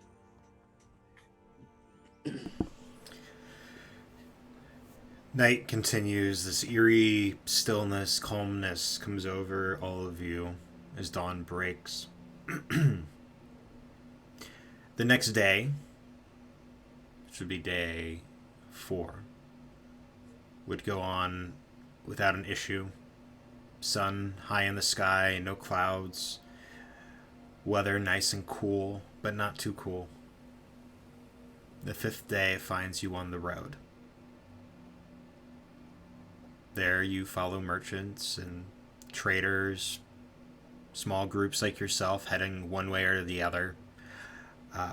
This road a little bit more heavily trafficked than the one that was leading out of Swagat. Seems Deepwell, while one of the major cities, similar to Swagat, deals more heavily in trade, at least by land. Well, only by land. You camp on the side of the road on night 5. And as the dawn of day 6 rises, that's where we'll end tonight's session. So that way, just as the dawn rises, our next session will rise with you entering Deepwell. Woo. Level up. No. Don't. Yeah, I hate when I don't do that because it's gonna delay giving us the I next had level. to do it to mostly because I knew Renee would say Did you see that look of just like I wouldn't. I never. that was asked for that was such a levels. teacher look of just Hey, Renee, mean, I Renee, is it? also am- Renee, when's your birthday? My birthday is next week? Question mark. You can get an extra level on your birthday. oh. I'm kidding. Mostly We got it in Logan- recording. That's we got it. recorded. It's a Mostly- promise. Logan knows I'm playing because No. Logan knows I love Logan. So. What I will say is, because I don't want to stop next session to interrupt, because your milestone for level 5 is to get to Deepwell. We can have Hey! we can have level 5 tonight. We are level 5. So with that in mind, Oh. we can Hey, roll. hey. We can roll our hit Oh, die. oh. All right, let's do it. Alive? Level 5. You got a level what? Yours is level or a D10 there, Lizzie. Yeah. Oh, do I roll an Umbral Oculus die and risk Terran screwing me, or do I roll a dismal die? I rolled so well for the first time in ever. This was a very sad roll for me, but that's okay. Wow, Jay. Right? Wait, did he roll in D&D Beyond? Yeah. Yeah. Hang on, let me look. I did not roll high. All right. Oh snap! Look at that. Right? Don't worry about the +4 for you there, Renee. Or no, that's a D20. Never mind. Sorry, I was looking at your dexterity save on D&D Beyond. No. That's my bad. Uh-uh. Cool, Corvus, good if job. I roll low, it's Terran's fault. Well, I rolled the die that I poured specially for Eden when I began this campaign, which has both Bramble, a Rose, and a Moth in it, and I rolled a fucking Eden, Nice. what level? Wait, hang on. What level are you taking, or what class are you taking?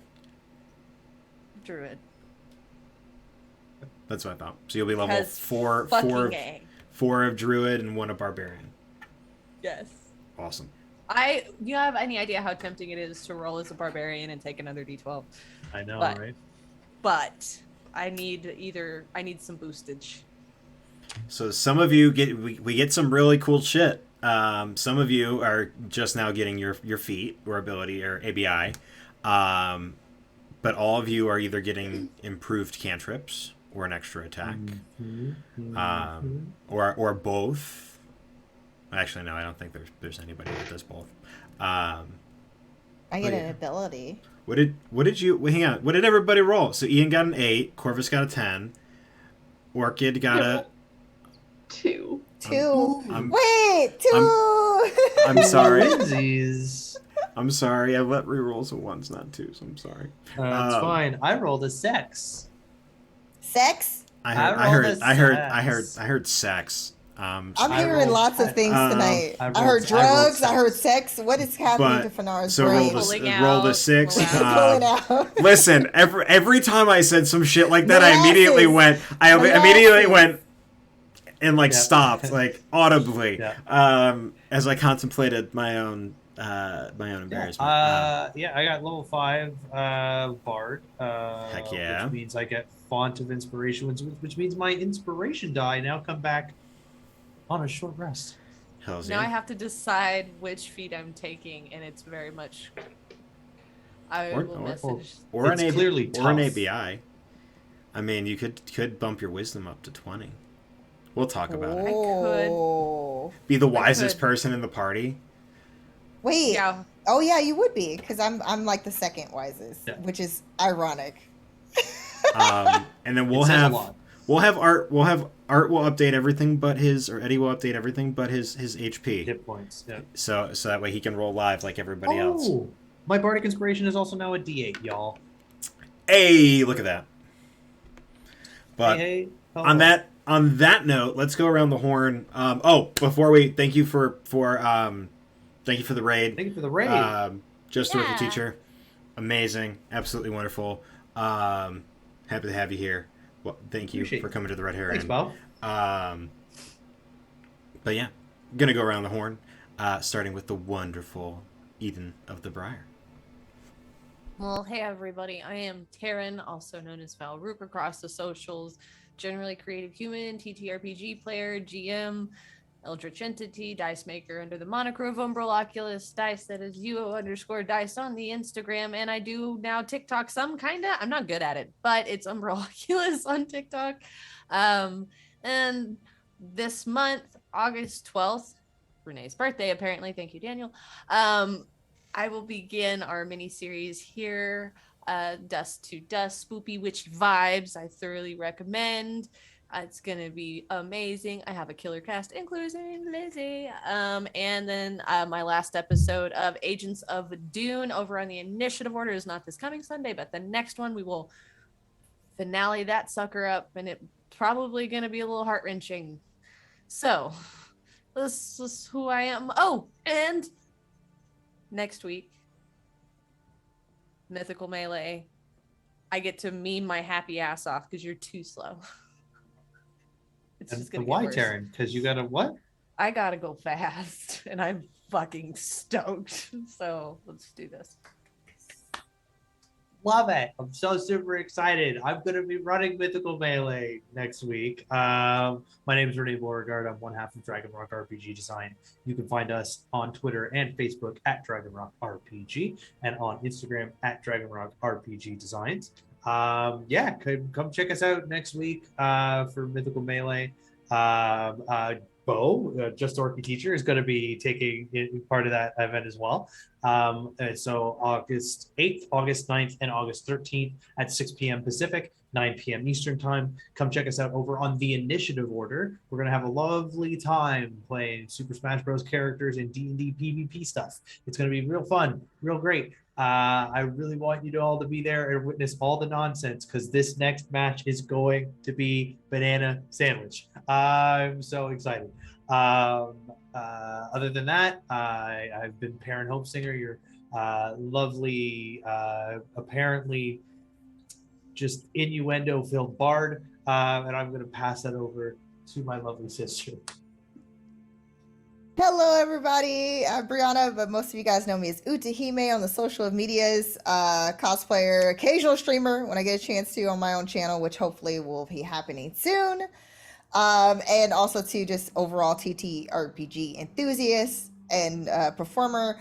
I will be at Gen Con. Literally, like, I'm flying tomorrow. It's insane. So if you guys, any of you guys in chat are going, and I hope to see you there. Please say hi. I won't have the blue hair, but hopefully you'll check my social media so you know what I look like with the mask. She looks gorgeous anyways. Oh, stop it, bro. Yes, I will be, we're going to be wrapping up our Coyote and Crow mini series on Creators Assemble. That's on August 9th. and unfortunately I think it's around the same time as the melee, 6 p.m. Pacific time. But yeah, like I mean, you know, whatever. You guys can have both tabs up. It's fine. But there's also too going to be some more announcements for some different awesome shows I'm going to be in. Actually, using Dragon Rock RPG designs, amazing subclasses. Which, if you haven't gone to, it's Dungeons Guild, right? Did I say it right? DM's Guild. DM's Guild. Sorry, forgive me. DM's Guild. Go there. That's where you see all the subclasses. But I'm really excited. I have 2 characters that are using some of their subclasses, and I'm super excited to have fun with all of that. Come up with some fun, creative stuff. Thanks to Daniel and Renee. But I am going to stop talking and pass it along to our amazing our other amazing cast members below. Leslie, that's you. Oh, that's me? Oh, God. All right. Well, hello. Goodbye. Good night, everyone. I'm Lizzie Donahue. You can find me on Instagram and Twitter at the LizzieLD. I am so excited to be here joining this cast, so tune back in. And then, as Taryn already mentioned, tune in Fridays coming soon on this channel to Dust, where we'll be playing a very suspicious old lady. The lady is suspicious of things. Maybe she's also suspicious to other people. We'll see. So join us then, Mr. Casual. Oh, hey, Corvus is who I play, but you can call me Jay, Casual. You can find me on all social media at Just2Casual. I'm also one of the community leaders over with TIO, the Initiative Order, doing things to make inclusivity the essential component of life. You're welcome. Oh yeah, me too. Oops. Yes, it's okay. You do a lot of things, so it's hard to remember all the things you do when you're put on the spot. I'm not doing anything special other than trying to get ready for a Kickstarter of Deep Breath, the anime-inspired isekai source book, where you get to travel the wonderful domains of desire in the plane of remembrance, where you get to torment with nostalgic adventures, mourn your memories, confront your heroes, see what dwells in the darkest moments of the brightest lights. Or whatever. And I'm your innkeeper and dungeon master, Logan Hanley. You can find me here on the Red Hare Inn. You can also find me running Conan, Wave-Stained Crimson, because I forgot that I was doing that too. Over on the Initiative Order, our next session will likely be not this Saturday, but next Saturday. Yeah, other than that, you find me here. We are going to go raid the wonderful Nathan Flame, who is playing. Yeah. I told Bree to yell at him to stay on so we could raid him. He's playing some Star Wars Jedi Fallen Order. So if you like to cry and watch Order 66 happen for like the millionth time, we are gonna go raid our good friend Nate. Buy him some rounds on the Red Hare, and until next time, my friends, stay safe. If you're going to conventions, mask the fuck up. And be kind to your fellow convention goers. And until 2 weeks from now, adventure awaits. Bye, y'all. Bye, everybody.